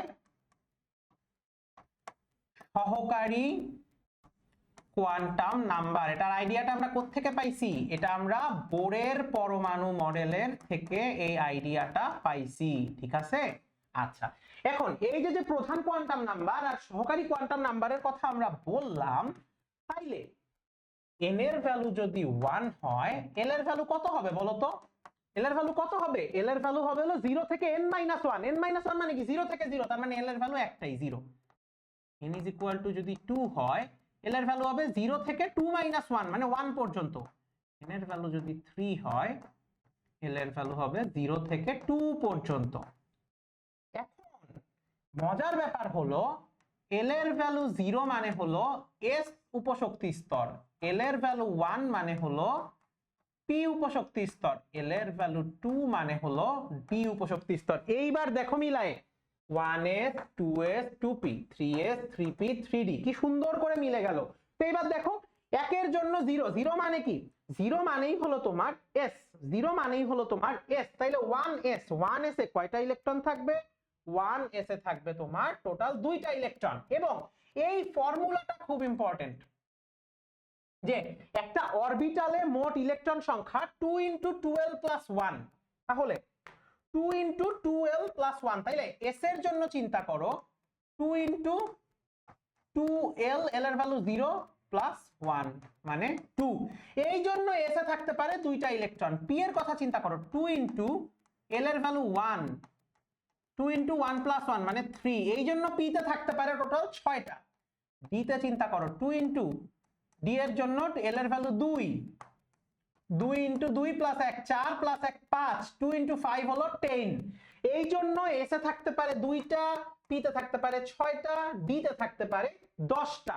এবং এটা কিন্তু তোমরা আগেও পড়ে আসছো, একটা শক্তি স্তরে মোট ইলেকট্রন থাকে 2n²। দেখো সংখ্যা কিন্তু মিলে যাচ্ছে, সংখ্যা কিন্তু মিলে যাচ্ছে। 1s এ 2টা থাকে 2n², 2s আর 2p তে 2 আর 6 মিলে 8টা থাকে, 3s 3p 3d তে 2 6 আর 10 মিলে 3 নাম্বার শক্তি স্তরে টোটাল 18টা থাকে, যেখানে তোমার 2n², 2 × 3² করলে দেখবা 18 হচ্ছে। অর্থাৎ সবগুলো সূত্র আমাদের একটা আরেকটার সাথে কিন্তু খুব ভালো মতো ম্যাচ খাইলো। 4 নম্বরে খেয়াল করো, তাহলে 4 নম্বরে l এর ভ্যালু কত হবে? l এর ভ্যালু কত হবে? l এর ভ্যালু হবে 0 1 2 3 s p d f 2 6 10 14, সবগুলো ভ্যালু বসায় দেখো সব মিলে যাবে। 4 নাম্বার শক্তি স্তরে কয়টা থাকতে পারতেছে? 32টা থাকতে পারতেছে। 2 × n² 4² মানে 16। আচ্ছা, তাইলে এবার কোন অরবিটালের শক্তি বেশি এইটা কিভাবে বের করবা? যার n + l এর ভ্যালু বেশি তার শক্তি বেশি। ভালো কথা। তাহলে এবার চিন্তা করো 2s, ওর জন্য n + l এর ভ্যালু কত? n এর ভ্যালু 2, কারণ 2s, আর s এর জন্য l এর ভ্যালু 0, তাইলে 2। এবার ধরো 3p, n + l কত? n এর ভ্যালু 3, l এর ভ্যালু p এর জন্য হলো 1, তাহলে 2 থেকে 4 বড়, তাই 3p এর শক্তি 2s এর থেকে বেশি। এবার তুমি চিন্তা করো, ধরো আমরা তাহলে বুঝলাম যে যার n + l এর ভ্যালু বেশি তার শক্তিটা বেশি, তাইলে 3d আর 4s চিন্তা করো তো। 3d তে 3 + d এর জন্য l এর ভ্যালু হলো 2 মানে 5, আর 4 এর জন্য হলো তোমার কত? মানে n এর ভ্যালু 4, l এর ভ্যালু s এর জন্য 0। যদিও 3d তৃতীয় শক্তি স্তরে, কিন্তু 4s এর শক্তিটা কম, 4s এর শক্তিটা কম, এবং আমরা জানি ইলেকট্রন নিম্ন শক্তি স্তরে আগে যায়, নিচু শক্তি কম যেটায় ইলেকট্রন, তাই 4s হয়ে 3d তে যায়। আমরা এই ব্যাখ্যায় আসতেছি, এবার তুমি চিন্তা করো 4p আর 5s, 4p এর জন্য n + l এর ভ্যালু হলো 5, 5s এর জন্য l + n এর ভ্যালু 5। এখন কি এদের ভ্যালু সমান? না, কারণ 4p আর 5s এর মধ্যে 4টা ছোট, n এর ভ্যালুটা ছোট। n + n যদি সমান হয়ে যায়, তাইলে n এর ভ্যালু যার ছোট তার শক্তিটা কম, তার মানে এখানে 4p এর শক্তিটা কম, 5s এর শক্তিটা বেশি। আশা করি এই জিনিসটা আমরা বুঝতে পারছি। সো আগে 4p তে যাবে, পরে 5s এ যাবে। আচ্ছা, এখন তাইলে এইভাবে করে আমরা ইলেকট্রন বিন্যাস বের করতে পারি, কোনো সমস্যা নাই। এবার এটা বের করার একটা শর্টকাট আছে, বের করার একটা মজার শর্টকাট আছে। আসো আমরা তাহলে লিখে ফেলি আগে। 1s 2s 2p 3s 3p 3d 4s 4p 4d 4f 5s। আমরা f এর পর আর না লিখবো, হ্যাঁ আমরা সবগুলো f পর্যন্তই রাখবো, কারণ আমাদের আসলে f এর পর লাগে না সত্যি কথা বলতে গেলে। এত মৌল আবিষ্কৃতই তো হয় নাই ভাই, এত মৌল করতে পাবো। 6s 6p 6d 6। আমি এই পর্যন্ত লিখলাম, এখানে মোটামুটি 8 পর্যন্ত লেখা আছে। তো আমি তোমাদের একটু বোঝানোর চেষ্টা করি, তুমি এটা মনে রাখবা কিভাবে, খেয়াল করো। দেখো এই যে এইভাবে যাবা 1s, একটা সাপের মতো। দেখো আবার বুঝাই, দেখো 1s এ যাবে, 2s এ যাবে, 2p তে যাবে, দেখো এই যে এরকম আর কি। ফার্স্টে 1s এ যাবে, এরপর 2s এ যাবে, এরপর 2p থেকে 3s এ যাবে, এরপর 3p যাওয়ার পর 4s এ যাবে, পরে 3d তে যাবে, এরপর 4p 5 এ। দেখবা n প্লাস l এর ভ্যালুও মিলতেছে। এরপর দেখবা 4d 5p 6s, ঠিক এই ভ্যালু করে যাবে। দেখো 4f 5d 6p, দেখো এই যে এভাবে সবগুলো মিলে যায়। এভাবে পাশাপাশি লিখে তুমি যদি পরীক্ষা হলে ধরো ভুলে গেছো কোনটার পর কোনটা আসতেছে, তুমি এইভাবে করেও বের করে ফেলতে পারবা। এটা ইউজ করে যে কোনো মৌলের ইলেকট্রন বিন্যাস বের করা পসিবল। তো যে কোনো মৌলের ইলেকট্রন বিন্যাস বের করার আগে আমরা আগে নরমাল মৌলের ইলেকট্রন বিন্যাসগুলো একটু বের করা শিখি। ধরো তোমার বলা আছে সোডিয়াম। এতকাল তোমরা কি শিখে আসছো? 2 8 1। কারণ কি, প্রথম শক্তি স্তরে 2টা থাকে, দ্বিতীয় শক্তি স্তরে 8টা থাকে, তাই 2 8 1। আচ্ছা, এখন আমরা শিখবো 1s। আগে বলবো 1s 2 2s 2। কেন এগুলা থাকে না কিন্তু ব্যাখ্যা করে ফেলছি। 2p 6। দেখো 11 10টা হয়ে গেছে, 11 নাম্বারটা কই যাবে? 3s 1। ঠিক এভাবে ধরো আমি যদি এবার লিখি কার্বন 6, 1s 2 2s 2, দুইটার পর দুইটা 4টা হয়ে গেছে না? 2p 2, শেষ। এখন একটু ব্যতিক্রম একটা দেখাই। ধরো তোমার আছে হলো পটাশিয়াম 19। দেখো 1s 2 2s 2 2p 6 3s 2, কত? 12 হয়ে গেছে না? এইবার বলো তো 3s 2 এর পরে কত হবে? 3p 6। কিন্তু মজার ব্যাপার খেয়াল করো, 3p এর পরে কই যায়? 3p এর পরে 4s এ যায়, 3d তে কিন্তু যায় না, তাই 3d টা খালি রাখতে হবে। এখন অনেকে বলে কি 3p 6 এর পর 3d 0 4s 1, বাট এইটা একটা ভুল প্রসেস। আমরা এইভাবে লিখবো 3s 2 3p 6 4s 1। এভাবে আশা করি আমরা সবগুলো ইলেকট্রন বিন্যাস করতে পারবো।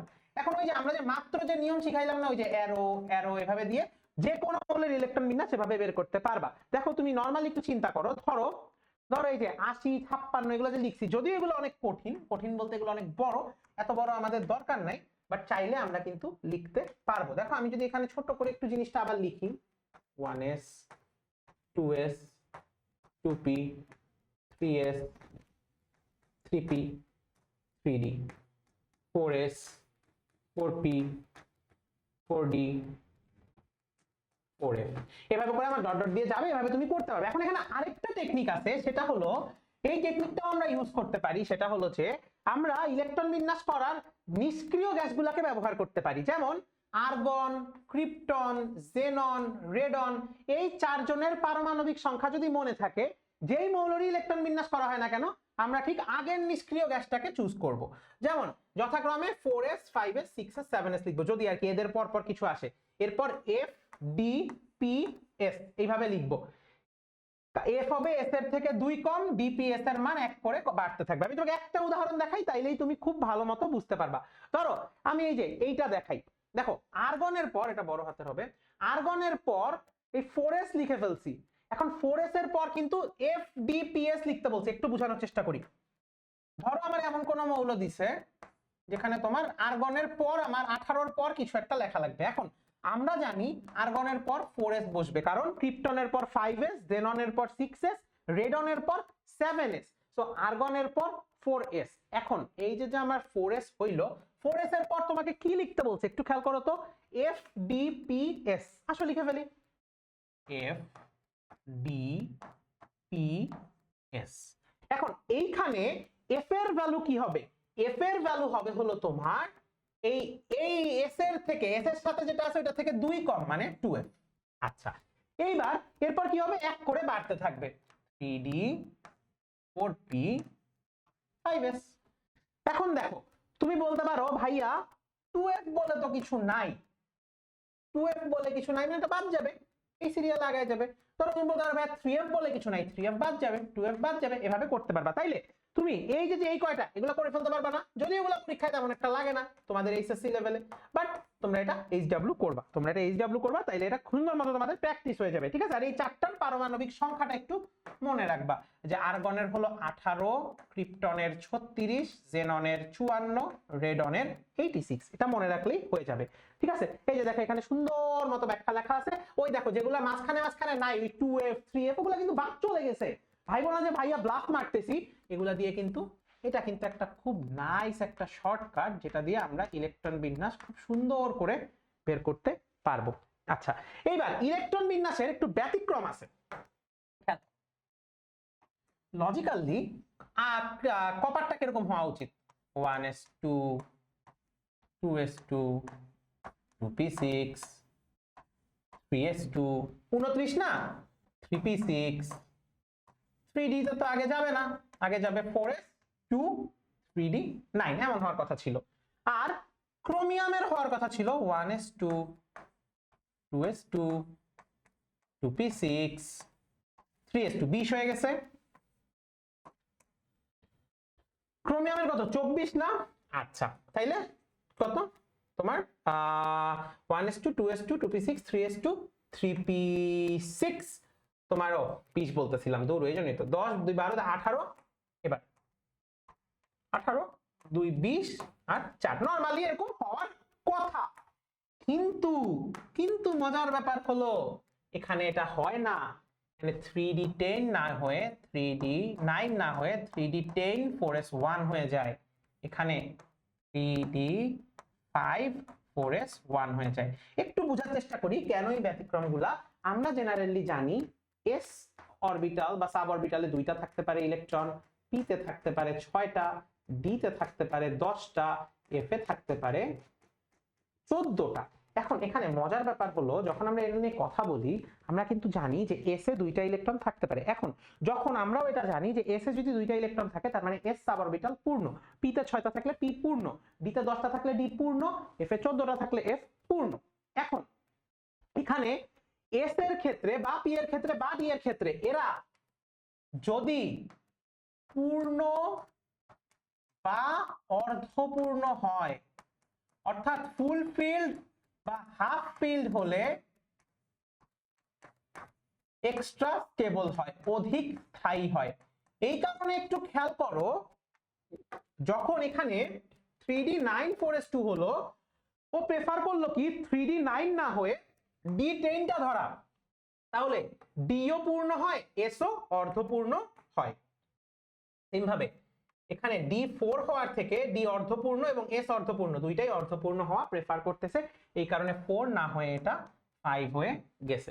আশা করি বুঝতে পারছি যে এই ইলেকট্রন বিন্যাসের ব্যতিক্রমটা কেন, বিকজ এই উপশক্তি স্তরগুলা পূর্ণ অথবা অর্ধপূর্ণ হলে খুবই স্বাচ্ছন্দ্য বোধ করে এবং অধিক স্থায়িত্ব লাভ করে। এখন একই গ্রুপে সবাই একই ধরনের ব্যতিক্রম হয়, এটা একটু যদি আমরা বোঝার চেষ্টা করি, একটু খেয়াল করো।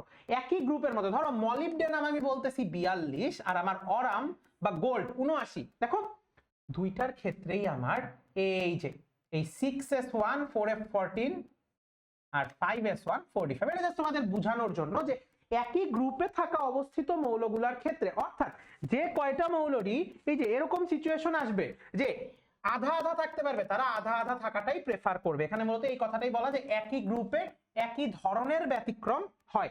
একই গ্রুপে থাকা মৌলগুলো যেমন 5s2 44 না হয়ে 5s1 45 হইলো, 6s2 4f13 না হয়ে 6s1 4f14 হইলো। আশা করি বুঝতে পারছি। এবার আমরা আরেকটা টপিকে চলে আসি, আমাদের চ্যাপ্টারের মোটামুটি শেষ টপিক, যেটাকে আমরা বলি হলো আইসোটোপ। What is isotope? আচ্ছা, তো আইসোটোপের কথা যদি আমরা বলি যে আইসোটোপ কাকে বলে, এইটার জন্য আমাদের একটু ইংলিশটার দিকে যাওয়া লাগবে। আইসোটোপ, আইসো মানে সমান,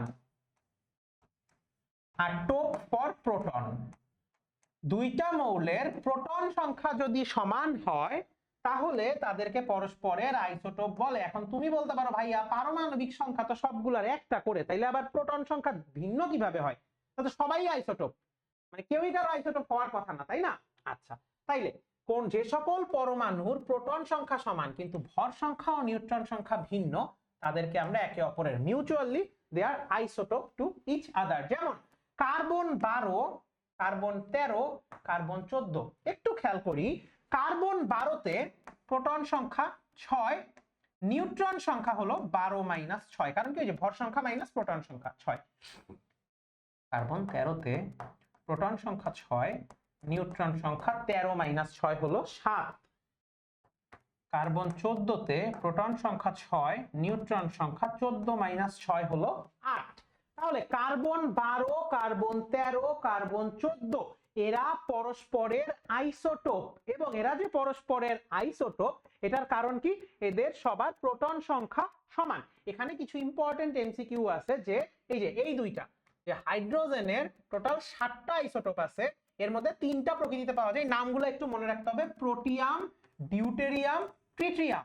সো প্রোটিয়ামের জন্য তোমার ভর সংখ্যা 1, আমি ভর সংখ্যা না লিখে আমি জাস্ট প্রোটিয়ামের জন্য লিখি প্রোটন সংখ্যা 1, নিউট্রন সংখ্যা 0, কারণ কি ভর সংখ্যাও 1। ডিউটেরিয়ামের জন্য প্রোটন সংখ্যা 1, নিউট্রন সংখ্যা 1, আর ট্রিটিয়ামের জন্য প্রোটন সংখ্যা 1, নিউট্রন সংখ্যা 2।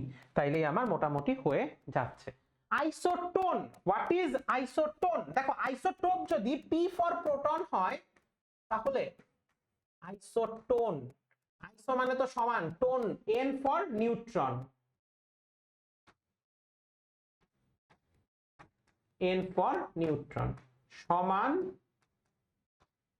নিউট্রন। ওকে, তাইলে এইবার একটু বোঝার চেষ্টা করো তো, একটু বোঝার চেষ্টা করো। এই দুইটাতে কার্বনের ধরো প্রোটন সংখ্যা 6, নাইট্রোজেনের প্রোটন সংখ্যা 7। কার্বনের ক্ষেত্রে নিউট্রন সংখ্যা 14 - 6 কত হইল? 8।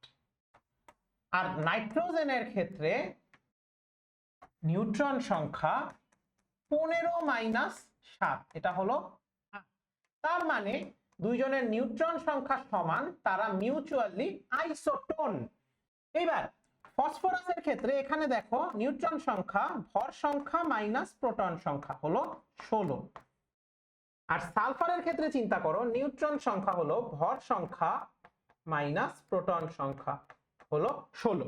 তাইলে এই যে দেখো নিউট্রন সংখ্যা পরস্পরের সমান, মানে এরা mutually isotone to each other. So এই যে আইসোটোন, এদেরকে বলা হয় সমান নিউট্রন সংখ্যা। অর্থাৎ দুইটা মৌলের যদি নিউট্রন সংখ্যা সমান হয় তাদেরকে বলা হয় আইসোটোন।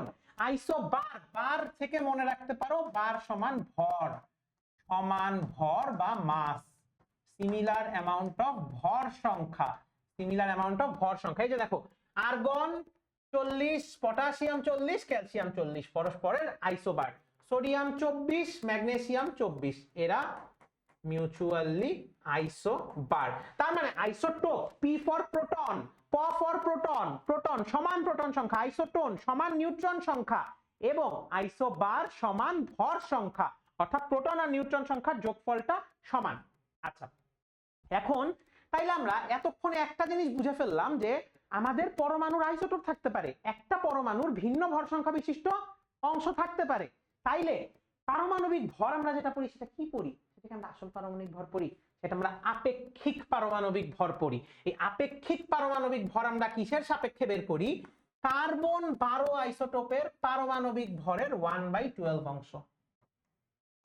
এমসিকিউ, কার্বন 12 আইসোটোপের পারমাণবিক ভরের 1/12 অংশ, যার মান এক্সপেরিমেন্টালি পাওয়া গিয়েছে 1.66 × 10⁻²4 গ্রাম। ঠিক আছে, তাইলে এই আমাদের সেই বিখ্যাত সূত্র, আমাদের সেই বিখ্যাত সূত্র, যে মৌলের আপেক্ষিক পারমাণবিক ভর, মৌলের আপেক্ষিক পারমাণবিক ভর হচ্ছে মৌলের একটি পরমাণুর ভর বাই কার্বন 12 আইসোটোপের পারমাণবিক ভরের 1/12 অংশ। যেমন অ্যালুমিনিয়ামের একটা পরমাণুর ভর হলো এত, তাইলে একটা পরমাণুর ভরকে আমি যদি ওই সংখ্যাটা দিয়ে কার্বন 12 আইসোটোপের ভরের 1/12 অংশ দিয়ে ভাগ করি, আমি অ্যালুমিনিয়ামের আপেক্ষিক পারমাণবিক ভর পেয়ে যাচ্ছি which is 27। এই কারণে আমরা 27 ব্যবহার করি। এখন তাইলে তুমি বুঝতেই পারতেছো যে তাইলে কেন অনেক পরমাণুর পারমাণবিক ভর দশমিকে আসে, বিকজ অফ আইসোটোপ। আসলে এই জিনিসটা আমরা একটু বুঝে ফেলি। যাদের আইসোটোপ আছে তাদের কিন্তু সবগুলো আইসোটোপকে কনসিডার করা লাগে আপেক্ষিক পারমাণবিক ভর নির্ণয় করার জন্য। যেমন প্রকৃতিতে ক্লোরিনের দুইটা আইসোটোপ আমরা মূলত চিনি, একটা হলো ক্লোরিন 35, একটা হলো ক্লোরিন 37। তাহলে প্রকৃতিতে প্রাপ্ত ক্লোরিন 35 এর শতকরা পরিমাণ 75, ক্লোরিন 37 এর শতকরা পরিমাণ 25। ক্লোরিনের গড় আপেক্ষিক পারমাণবিক ভর তাহলে কত হবে? এইটার ভর সংখ্যা ইনটু এটার প্রাচুর্যতা, অর্থাৎ কত পার্সেন্ট পাওয়া যাচ্ছে, এবং এটার ভর সংখ্যা এটার প্রাচুর্যতা যোগ করে দুইটাকে গুণ করে যোগ করে 100 দিয়ে ভাগ করবা। এটাকে আমি সুন্দর করে যদি তোমাদেরকে একটু বেসিকটা বুঝাই তাহলে তুমি বেসিকটা এভাবে মনে রাখতে পারো যে কোন মৌলের, ধরো এ একটা মৌল যার ভর সংখ্যা একটা হলো পি একটা হলো কিউ। এখন এই যে A P R A Q, এইটা ধরো প্রকৃতিতে পাওয়া যায় x% আর এইটা প্রকৃতিতে পাওয়া যায় y%। তাহলে আপেক্ষিক পারমাণবিক ভরটা কত হবে? এই পি ভর সংখ্যা বিশিষ্ট পাওয়া যায় x%, কিউ ভর সংখ্যা বিশিষ্ট পাওয়া যায় y%, টোটাল 100 দিয়ে ভাগ করে দিবে। এখন তুমি বলতেই পারো ভাইয়া এটা তো আইসোটোপ আরো বেশি থাকতে পারে, ধরো আর আইসোটোপ মানে সরি এর ভর সংখ্যা আর আছে যেটা z% পাওয়া যায়, ওই r ইনটু z কে গুণ করবা, টোটালটাকে 100 দিয়ে ভাগ করবা, তাহলেই তোমার আপেক্ষিক পারমাণবিক ভর তুমি খুব সুন্দর করে পেয়ে যাবে। এই অঙ্কটা এক্সামের জন্য ইম্পর্টেন্ট। এটা পরীক্ষায় কেন জানি ঘুরে ফিরে বারবার আসে, এবার প্রকৃতিতে কপারের দুইটা আইসোটোপ আছে, কপার 63 আর কপার 65। এর গড় পারমাণবিক ভর 63.5। তাহলে কোন আইসোটোপটি প্রকৃতিতে শতকরা কত করে আছে? আচ্ছা, এই অঙ্কটা করার জন্য আমরা ধরে নিলাম কপার 63 এটা প্রকৃতিতে আছে x%, ধরে নিছি, ধরি বা লেট। আর কপার 65 এটা প্রকৃতিতে আছে 100 - x%। তাহলে এবার তোমাকে কিন্তু এভারেজ রিলেটিভ অ্যাটমিক মাস বলে দিছে, অর্থাৎ 63.5 তোমার আপেক্ষিক পারমাণবিক ভর বলে দিছে। তাইলে আমি কি শিখছি? ভর সংখ্যা ইনটু যতটুকু পাওয়া যায়, 63 into x plus 65 into 100 - x। টোটালটাকে তুমি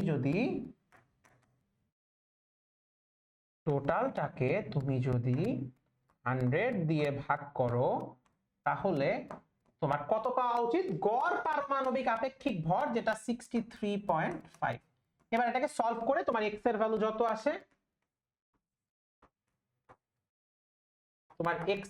যত আসে, সেটা হলো তোমার 63 পারমাণবিক ভরের প্রাচুর্যতা, আর আরেকটা হলো তোমার 65 পারমাণবিক ভরের প্রাচুর্যতা। x এত, ঠিক আছে?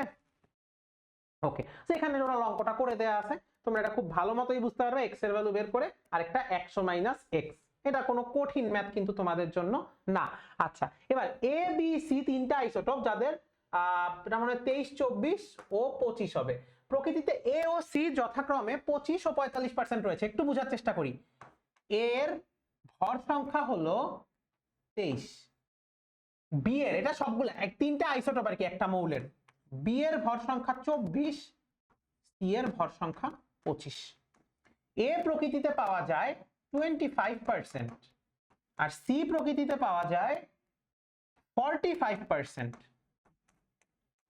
তাহলে b কতটুকু পাওয়া যাবে? 100 - 25 - 45 মানে হলো তোমার 30%। আপেক্ষিক পারমাণবিক ভর বের করতে বলছে, এর থেকে সোজা কিছু হয়? ভর সংখ্যা 23 ইনটু যতটুকু পাওয়া যায় 25, ভর সংখ্যা 24 ইনটু যতটুকু পাওয়া যায় 30, ভর সংখ্যা 25 ইনটু যতটুকু পাওয়া যায় 45। টোটালকে 100 দিয়ে ভাগ করলে তুমি যেটা পাবা সেটাই হবে হলো তোমার গড় আপেক্ষিক পারমাণবিক ভর। আশা করি বুঝতে পারছি, সোজা অঙ্ক। এবার আইসোটোপের মধ্যে আবার তেজস্ক্রিয় আইসোটোপ আছে। তেজস্ক্রিয়, তেজস্ক্রিয় মানে হলো রেডিও অ্যাক্টিভ, রেডিও অ্যাক্টিভ। এবার কিছু কিছু আইসোটোপ রয়েছে যাদের নিউক্লিয়াস স্বতঃস্ফূর্তভাবে অর্থাৎ সাইমultaneously নিজে নিজেই ভেঙে আলফা রশ্মি, বিটা রশ্মি এবং গামা রশ্মি, এটা আলফার সাইন, বিটার সাইন, গামার সাইন, আলফা রশ্মি, বিটা রশ্মি, গামা রশ্মি নির্গত করে। এগুলাকে তেজস্ক্রিয় আইসোটোপ বলে। এটা ক মার্কের জন্য ইম্পর্টেন্ট এবং ব্যবহারগুলো এমসিকিউ আর খ মার্কের জন্য ইম্পর্টেন্ট, আমি এটা বলে দিচ্ছি। এখন পর্যন্ত প্রায় 3000-এর থেকেও বেশি আইসোটোপ পাওয়া গেছে। আচ্ছা, তেজস্ক্রিয় আইসোটোপের নিয়ন্ত্রিত ব্যবহার দিয়ে মানুষ অনেক কিছু করতে পারে। এটাকে আমরা চিকিৎসা ক্ষেত্রে, কৃষি ক্ষেত্রে, খাদ্য বীজ সংরক্ষণে, বিদ্যুৎ উৎপাদনে এবং কোনো কিছুর বয়স নির্ণয় সহ আরো অনেক ক্ষেত্রে ব্যবহার করতে পারি। তো তেজস্ক্রিয় আইসোটোপ আসলে কাজে লাগানো পসিবল। সো এখানে মূলত অনেকগুলো বলা আছে। এই তেজস্ক্রিয় আইসোটোপ ও তাদের ব্যবহার এমসিকিউ অনেক ইম্পর্টেন্ট। আমি প্রতিটা স্লাইডে দেখাবো না, এটা জাস্ট বলে দিলাম তেজস্ক্রিয় আইসোটোপ তাদের ব্যবহার। এটা থেকে তুমি এসএসসি তে এমসিকিউ পাবা, এটা থেকে তুমি এসএসসি তে এমসিকিউ পাবাই পাবা, এসএসসি তে এমসিকিউ পাবা। এই যে এখানে তোমার টেকনিশিয়াম 99 কোন কাজে ব্যবহার হয় এইটা লাগবে, টেকনিশিয়াম 99 এর লাইফ টাইম কত এইটা তোমাদের লাগবে। এরকম ইনফরমেশন গুলো একটু এখান থেকে গ্যাদার করবা, এখানে যে ইনফরমেশন গুলো আছে গ্যাদার করবা। যেমন এখানে আয়োডিন 131 এর কথা বলা আছে রোগ নিরাময়ে, কোবাল্ট 60 এর কথা বলা আছে। এগুলো একটু ভালো মতো নলেজটা গ্যাদার করলে তুমি খুবই সুন্দর মতো এই কোশ্চেনগুলোর অ্যান্সার কিন্তু দিতে পারবে। আচ্ছা, এরপর তোমার কৃষি ক্ষেত্রে কোনটা কোনটা ব্যবহার করা হয়, তোমার নাইট্রোজেন ব্যবহার করা হয়, ফসফরাস কি পরিমাণ নাইট্রোজেন ফসফরাস প্রয়োজন এগুলার হিসাব করা যায়। এরকম এই জিনিসগুলো মূলত তোমাদের রিডিং পড়া, বাট এটা এমসিকিউর জন্য খুব ইম্পর্টেন্ট। এই যে গাইগার মুলার কাউন্টার, এই বিখ্যাত নামটা অনেক আসে পরীক্ষায়। এই টাইপের জিনিসগুলো একটু ভালো করে রিডিং পড়বা। আইসোটোপ নিয়ে আমার তেমন কোনো পড়ানোর কিছু নাই, বিকজ এইটা মূলত তোমাদের পরীক্ষার হলে তুমি কতটুকু মুখস্থ করে গেছো সেটার উপর ডিপেন্ড করবে। সো তেজস্ক্রিয় আইসোটোপের অবশ্যই বাজে প্রভাব আছে, অবশ্যই বাজে প্রভাব আছে। যেহেতু তেজস্ক্রিয়, ওই আলফা রশ্মি, বিটা রশ্মি, গামা রশ্মি কিন্তু আমাদের পরিবেশের জন্য ভালো না। সো এই যে তেজস্ক্রিয় রশ্মি, এইটায় আমাদের বাংলাদেশে কি বলতো, রূপপুরে, কোথায়, পাবনা জেলার রূপপুরে যে আমাদের পারমাণবিক বিদ্যুৎ কেন্দ্র স্থাপিত হচ্ছে, এখানে প্রায় স্থাপিত হলে 2400 মেগাওয়াট, অর্থাৎ এটা কিন্তু এমসিকিউর জন্য ইম্পর্টেন্ট, 2400 মেগাওয়াট বিদ্যুৎ উৎপাদন হবে বলে আশা করা যাচ্ছে। এখন এগুলো আমাদের অনেক উপকারে আসে তেজস্ক্রিয় আইসোটোপ, কিন্তু আমাদের ক্ষতির জন্য আসে। আলফা, বিটা, গামা রশ্মি তা কোষের জিনগত পরিবর্তন ঘটাতে পারে, শরীরে ক্যান্সারের মতো রোগ সৃষ্টি করতে পারে। দ্বিতীয় বিশ্বযুদ্ধে জাপানের হিরোশিমা, আমি যেগুলো দাগাইতেছি এগুলো কিন্তু ইম্পর্টেন্ট, জাপানের হিরোশিমা নাগাসাকিতে পারমাণবিক বোমার বিস্ফোরণ ঘটেছিল এবং কয়েক লক্ষ জীবন ধ্বংস হয়েছিল। 1986 সালে, 1986 সালে রাশিয়ার চেরনোবিল নামে একটা সিরিজ আছে, ওই সিরিজটা দেখলে তোমরা তেজস্ক্রিয়তার ভয়াবহতা খুব ভালো মতো জানতে পারবে, বুঝতে পারবে। অনেক কষ্ট লাগবে দেখে। এই চেরনোবিল সিরিজটা তোমরা দেখে ফেলতে পারো। এবং পারমাণবিক বিদ্যুৎ কেন্দ্রে যে দুর্ঘটনা ঘটেছিল তার ফলে অনেক অনেক প্রাণ হারিয়েছে এবং ওই এলাকাগুলোতে পরিবেশ দূষণ হয়েছে এবং এলাকাগুলার এমন অবস্থা, এলাকাগুলা এখনো সেই লস কাটিয়ে উঠতে পারেনি। এখন দেখো তোমাদের এখানে আমি জ্ঞানমূলক অনুধাবনমূলক অ্যাড করে দিয়েছি, তোমাদের মূলত জ্ঞানমূলক অনুধাবনমূলক অনেকগুলা করে অ্যাড করা আছে। তুমি যদি একটু গো থ্রু করো দেখবা সবগুলাই আমি তোমাদের অলরেডি করিয়ে দিয়েছি। এখানে সংক্ষিপ্ত প্রশ্ন আছে, তোমরা এগুলা রিডিং করবে। এগুলা কিন্তু কাইন্ড অফ একটা শীটের মতো, একটা চ্যাপ্টার শেষ করার পর, বই পড়ার পর যখন তুমি ওয়ান শট পড়বা, ওয়ান শট করার পর যখন তুমি এই জ্ঞানমূলক অনুধাবনমূলক গুলো পড়বা, তখন কিন্তু তোমার জীবন অনেক সুন্দর মনে হবে, কারণ তুমি একটা শীট আকারে পেয়ে যাচ্ছ, এরকম অন্য কেউ দেয় না। এবং চেষ্টা করবা এটাকে এমন ভাবে ইউটিলাইজ করতে যেন কখনো তোমার মনে না হয় যে একটা চ্যাপ্টার শেষ করার পর যে আমি জ্ঞানমূলক অনুধাবনমূলক পারি না। এগুলা নিজে আগে কোশ্চেনটা পড়ে যাচাই করবা তুমি পারো নাকি, এরপর আগানোর চেষ্টা করবা। সো এখন আমরা শুরু করব হলো সিকিউ পার্ট, অর্থাৎ আমাদের চ্যাপ্টার শেষ, আমাদের শর্ট কোশ্চেন পার্টটাও শেষ, আমরা এখন সিকিউ শুরু করব। প্রথমে আমরা দেখব রাজশাহী বোর্ড 2025 সালে আসা একটা প্রশ্ন। তো এখানে 4টা মৌলের পারমাণবিক সংখ্যা দেওয়া আছে, একটা পারমাণবিক সংখ্যা 4, 22, 24 এবং 29। উদ্দীপকের এক্স ও ওয়াই মৌলের ইলেকট্রন বিন্যাস দেখিয়ে পর্যায় সারণীতে এদের অবস্থান নির্ণয় করো। এটা অধ্যায় 4-এর কোশ্চেন, এটা আমরা 4-এর সময় আমরা এটা দেখবো, সো এটা আমাদের আপাতত বাদ। এবার পরের কোশ্চেনটায় যদি চলে আসি, উদ্দীপকের কোন মৌল দুটি ব্যতিক্রমধর্মী ইলেকট্রন বিন্যাস প্রদান করে? আচ্ছা, ফার্স্ট অফ অল একটা কমন সেন্স শিখাই তোমাদের সিকিউর ক্ষেত্রে। তোমরা হয়তো অনেকেই জানো, যেহেতু গ এর ক্ষেত্রে এক্স আর ওয়াই এর কথা বলছে, তার মানে এখানে জেড আর আর এই দুইটাই হবে। মানে আমরা এমনিও এটা জানি যে জেড এটা হলো আমার ক্রোমিয়াম, আর আমার আর যেটা 29 এটা হলো আমার কপার। মূলত ওই জিনিসটা দেখাইতে হবে যে এটার ক্ষেত্রে কেন 3d5 4s1 হয়, এটার ক্ষেত্রে কেন 3d10 4s1 হয়। এখন তুমি বলতে পারো ভাইয়া 2025 সালের বোর্ড কোশ্চেন এরকম একটা কোশ্চেন আসছিল, এত ছোট কোশ্চেন আমি কিভাবে এত সুন্দর করে অ্যান্সার করব? আচ্ছা, প্রথম কথা, কিভাবে তুমি সুন্দর করে অ্যান্সার করতে পারো আমি একদম পয়েন্ট টু পয়েন্ট বলে দিচ্ছি। ফার্স্টে লিখবা উদ্দীপকের জেড ও আর এই মৌল দুটি ব্যতিক্রমধর্মী ইলেকট্রন বিন্যাস প্রদর্শন করে। এবার প্রথমেই চিহ্নিত করবা উদ্দীপকের জেড কোনটা আর কোনটা, এরপর এদের ইলেকট্রন বিন্যাসটা দেখাবা, এরপর ব্যাখ্যা শুরু করবা সুন্দর করে। যেখানে দেখা যাচ্ছে যে 3d তে 9টি ইলেকট্রন এবং 4s এ 2টি থাকার কথা ছিল, ক্রোমিয়ামের কথা আলাদা লিখবা, কপারের কথা আলাদা লিখবা, কিন্তু তা না থেকে আমরা জানি যে অরবিটাল গুলোতে অর্ধপূর্ণ বা সম্পূর্ণ থাকলে তারা অধিক স্থায়িত্ব লাভ করে, এ কারণে তাদের 3d5 4s1 হয়, 3d10 4s1। এই জিনিসটা ইলংগেট করে আরো বড় করে সুন্দর করে একটা প্যারা করে, দুইটা ক্রোমিয়ামের জন্য একটা, কপারের জন্য একটা, আলাদা করে প্যারা করে লিখবে। এবং তার আগে একটু জ্ঞানমূলক মানে একটু থিওরি লেখার চেষ্টা করবা যে কেন তারা অর্ধপূর্ণ হলে সুস্থিতি লাভ করে। এরপর লাস্টে লিখে দিবা পরিশেষে বলা যায় উদ্দীপকের এই মৌল দুটি ব্যতিক্রমধর্মী ইলেকট্রন বিন্যাস প্রদান করে। দিনাজপুর বোর্ডের এই কোশ্চেনটা দেখো কি বলা, চিত্রের এ আয়নটার নিউক্লিয়াসের প্রকৃত ভর। খুবই ভালো একটা কোশ্চেন। এখানে আমরা দেখতে পাচ্ছি টোটাল 18টা ইলেকট্রন আছে, আর এখানে আছে হলো 2+, তার মানে টোটাল এর প্রোটন সংখ্যা হলো 20। আচ্ছা, বুঝতে পারলাম। এবার নিউট্রন সংখ্যা বের করতে বলছে, নিউক্লিয়াসের প্রকৃত ভর। তাহলে এবার নিউট্রন সংখ্যা যদি 20 হয়, এটা গ এর অ্যান্সার লিখতেছি, 20 এর তোমার প্রোটনের প্রকৃত ভর কত? 1.673 × 10⁻²4 গ্রাম। আমরা ধরে নিলাম নিউট্রন আছে x সংখ্যক, কারণ আমরা তো জানি না, আমরা নিউট্রন সংখ্যাটা ধরে নিলাম x প্লাস x ইনটু নিউট্রনের ভর 1.675 × 10⁻²4 ইজ ইকুয়াল টু আমার হবে নিউক্লিয়াস। দেখো নিউক্লিয়াসে থাকা প্রোটন ইনটু প্রোটনের প্রকৃত ভর, নিউট্রন ইনটু নিউট্রনের প্রকৃত ভর। আচ্ছা, তাইলে এবার তোমার নিউট্রন কয়টা আছে এটা বের করা লাগবে। সো প্রকৃত ভর 6.696 × 10⁻23। তো এবার এখান থেকে তুমি নরমালি কাটাকাটি করে x এর ভ্যালুটা পাবা। x এর ভ্যালুটা মোস্ট প্রবাবলি তোমার 20ই আসার কথা। তোমরা এটা বের করবা, বের করে যে ভ্যালুটা পাবা ওইটাই হবে নিউক্লিয়াসের প্রকৃত ভর। আশা করি এটাতে তোমাদের কোনো সমস্যা নাই। এবার তোমাকে দেখাইতে বললো ধরো ঘ নাম্বারে যে চিত্র বি এর প্রতিটি শক্তি স্তরে অরবিটাল সমূহের ইলেকট্রনের যোগফল 2n²। এটা কোনটা জানো? এটা এই যে ছকটা আছে না, দাঁড়াও কত নাম্বার স্লাইড আছে, 155 না, আবার তো এটা ব্যাক করা লাগবে।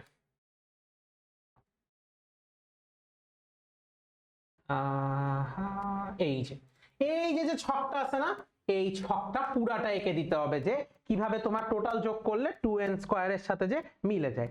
এই জিনিসটা সুন্দর মতো তুমি যদি ব্যাখ্যা করে দিতে পারো তাহলেই হয়ে যাবে, তাহলে খুব সুন্দর করে তুমি এটার উত্তরটা বলে দিতে পারবা। টেবিল, ওই যে টেবিলটা, ওই টেবিলটা সুন্দর করে এঁকে দিবা, ফুল মার্ক একদম। দিনাজপুর বোর্ডে দেখো কত সুন্দর একটা কোশ্চেন আসছিল, কেউ যদি পারে এটা একদম পুরা 10 এ 10 উঠানো পসিবল। ক খ তো আমি ধরে নিলাম তোমরা পারবাই, ঠিক আছে।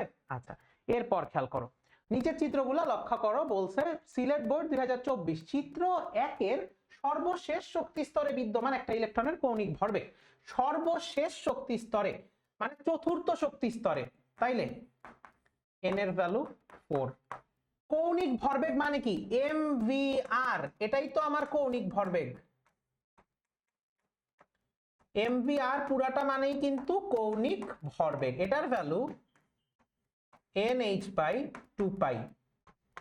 n এর ভ্যালু হলো আমার 4, h এর ভ্যালু 6.626 × 10⁻34 আর 2 × 3.1416।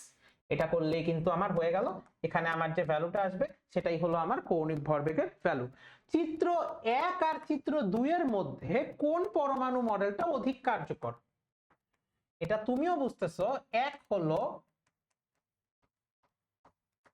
রাদারফোর্ড আর 2 হলো বোর। তাইলে তোমার সরি উল্টা লিখলাম, দাঁড়াও এখানে না লিখে এখানে লিখে দিই।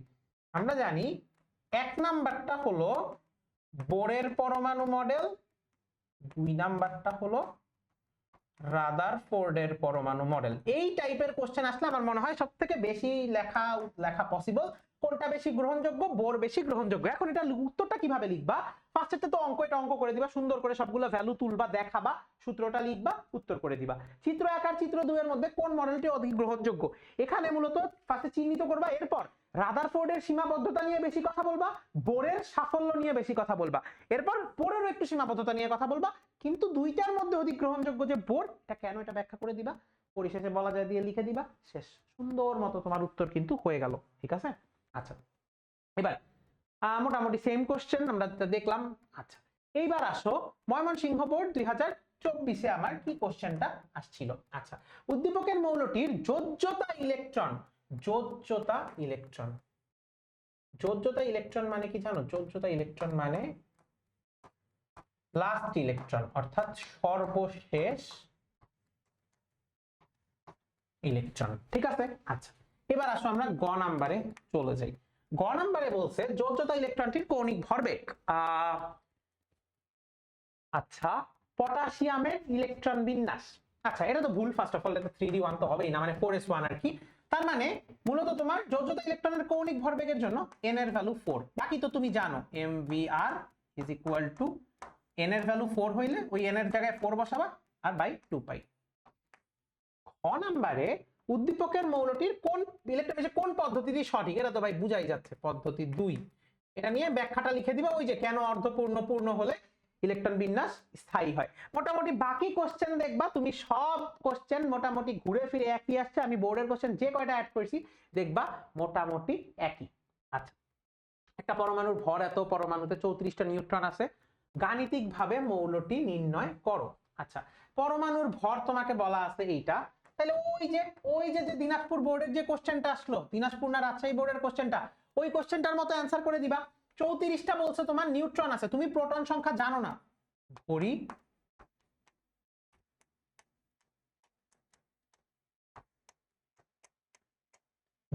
প্রোটন সংখ্যা x। তাহলে প্রোটন সংখ্যা x ইনটু x এর ভর 1 মানে প্রোটনের ভর আর কি 1.673 ইনটু 10 ইনভার্স 24 প্লাস নিউট্রন আছে কয়টা? 34টা। 67 নিউট্রনের ভর আর কি 1.675 ইনটু 10 ইনভার্স 24 যোগ করলে হবে তোমার নিউক্লিয়াসের ভর 10.541 ইনটু 10 ইনভার্স 23 গ্রাম। এখান থেকে তোমার x এর ভ্যালু যত আসে এটাই হলো তোমার উত্তর। আশা করি এটা বুঝতে তোমাদের কোনো সমস্যা নাই। আর উদ্দীপকের মৌলটি বিদ্যুৎ পরিবাহী কিনা, এটা হলো 5 নাম্বার অধ্যায়ের প্রশ্ন, এবং ইলেকট্রন বিন্যাস সাধারণ নিয়মের ব্যতিক্রম। সো তোমার এটা তোমার টোটাল, তুমি যখন প্রোটন সংখ্যাটা বের করবা তুমি এটার ইলেকট্রন বিন্যাসটা দেখায় দিতে পারলেই হবে। যেহেতু 34টা নিউট্রন আছে তাই মোটামুটি বলা যায় যে প্রোটন সংখ্যা এর কাছাকাছি হবে। তুমি ইলেকট্রন বিন্যাস কিন্তু দেখানোর আমি সব ধরনের সিস্টেম শিখাই দিয়েছি, সেটা করলেই কিন্তু হয়ে যাবে। আচ্ছা, এরপর হলো শক্তির ক্রম আর দৃশ্য 2 এর মৌল। দেখতে একটা অঙ্ক কিন্তু বারবার ঘুরে ফিরে আসতেছে, নিউট্রন সংখ্যা 17 আর নিউক্লিয়াসের প্রকৃত ভর। বোর্ডে এই কোশ্চেনগুলো বারবার আসতেছে, একটু খেয়াল করলেই কিন্তু হবে। আর দৃশ্য 1 এর শক্তি ক্রম, এটা বাজে কোশ্চেন যদিও। 4f এর জন্য n প্লাস l এর ভ্যালু, n এর ভ্যালু 4, l এর ভ্যালু f এর জন্য হলো 0 1 2 3 7। 4p না, 4p এর জন্য n প্লাস l, n এর ভ্যালু 4, l এর ভ্যালু 1 5। 4s এর জন্য 4s না তো 4d এর জন্য n প্লাস l, d এর জন্য l এর ভ্যালু হলো 2 মানে 6। এটা তো ভাই কমন নলেজ না। ফার্স্টে যাবে হলো তোমার 4s যেটা শক্তি সবচেয়ে কম, পর 4p ও 4s তো নাই মানে হলো 4p আর কি, 4p এর শক্তি সবচেয়ে কম, এরপর 4d, এরপর 4f। এটা করলেই কিন্তু আমার হয়ে গেল। আচ্ছা, এরপর যে প্রোটন সংখ্যা নিউট্রন সংখ্যা সেম, ইলেকট্রন বিন্যাস সাধারণ নিয়ম অনুসরণ করে কিনা, আর পর্যায় সারণীর গ্রুপ 1 এ, এটা 4 নাম্বার চ্যাপ্টারের কোশ্চেন, সো এটা আমরা ওই সময় করব। সো মোটামুটি সিকিউ গুলো তুমি দেখতে পাচ্ছ একই রকম। আমরা এমসিকিউ তে চলে আসি। এমসিকিউ গুলোও দেখবা মোটামুটি তোমার খুবই ইজিলি, তুমি এমসিকিউ গুলোও দেখবা যে পেরে যাচ্ছ। মোটামুটি আমাদের যেগুলো পরিচিত সেগুলোই আছে। প্রকৃতিতে প্রাপ্ত মৌলের সংখ্যা কত, মানব শরীরে মোট কতটি ভিন্ন ধরনের মৌল আছে, এটা একটু ইম্পর্টেন্ট। এটা তোমাদের বইয়ে একটা ভ্যালু আছে যে মানব শরীরে টোটাল 26 ধরনের মৌল আছে, কোনটা মৌলিক পদার্থ কোনটা যৌগিক পদার্থ, এই টাইপের অনেক কোশ্চেন আছে। দেখো পরমাণুর সবচেয়ে মানে পদার্থের সবচেয়ে ক্ষুদ্রতম কণিকার নাম কি। মোটামুটি এই চ্যাপ্টারের এমসিকিউ গুলো না ইজি, তুমি যদি এটা না পারো তাহলে তোমার আসলে সমস্যা। আয়রন নাইট্রেটে কয়টা পরমাণু আছে? আয়রন নাইট্রেট দেখো আয়রন 3 লেখা, তার মানে Fe3+। আর নাইট্রেট কি বলতো, ওই যে শিখছো না যৌগমূলক থেকে NO3-, তাইলে কি যোজনী উল্টায় যাবে না, FeNO3। এখন এই যে আমি আয়রন নাইট্রেট বা ফেরিক নাইট্রেট যে আমি করলাম, এই ফেরিক নাইট্রেট টোটাল পরমাণু কয়টা? Fe আছে একটা, এবার নাইট্রোজেন আছে একটা, অক্সিজেন আছে 3টা, ইনটু টোটালটার 3, তাহলে কত হবে? 1 + 4 × 3 13। তাইলে আয়রন নাইট্রেট যৌগে কতটা পরমাণু আছে? 13টা পরমাণু আছে। এই টাইপের অঙ্ক কিন্তু পরীক্ষায় আসে, দেখো ময়মনসিংহ বোর্ডে আসছিল 2025-এ, এগুলো যেন আমরা ভুল না করি। দেখো মাঝখানে এমসিকিউতে গেল ওই যে অ্যামোনিয়াম ফসফেট, অ্যামোনিয়াম হলো NH4+, ফসফেট হলো PO4 3-, তাহলে এটা কি হবে? NH4 3PO4। তাহলে টোটাল কয়টা একটু চিন্তা করো, নাইট্রোজেন আছে একটা, হাইড্রোজেন আছে 4টা, পুরো NH4 আছে 3টা, তাইলে এটা গেল।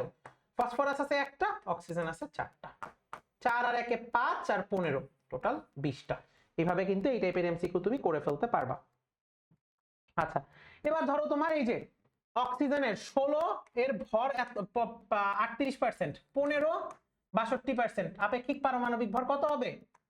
16 × 38 প্লাস, সব এমসিকিউ তোমাদের একদম পারার মতো, মানে না পারার মতো এমসিকিউ একদম নাই বললেই চলে। এটাতে যেটা ভ্যালু আসবে সেটাই তোমার উত্তর। দেখো কত ইজি জিনিসপত্র। এই যে A আর B প্রকৃতিতে প্রাপ্ত দুইটা আইসোটোপ, তাহলে A পাওয়া যায় m%, B পাওয়া যায় n%।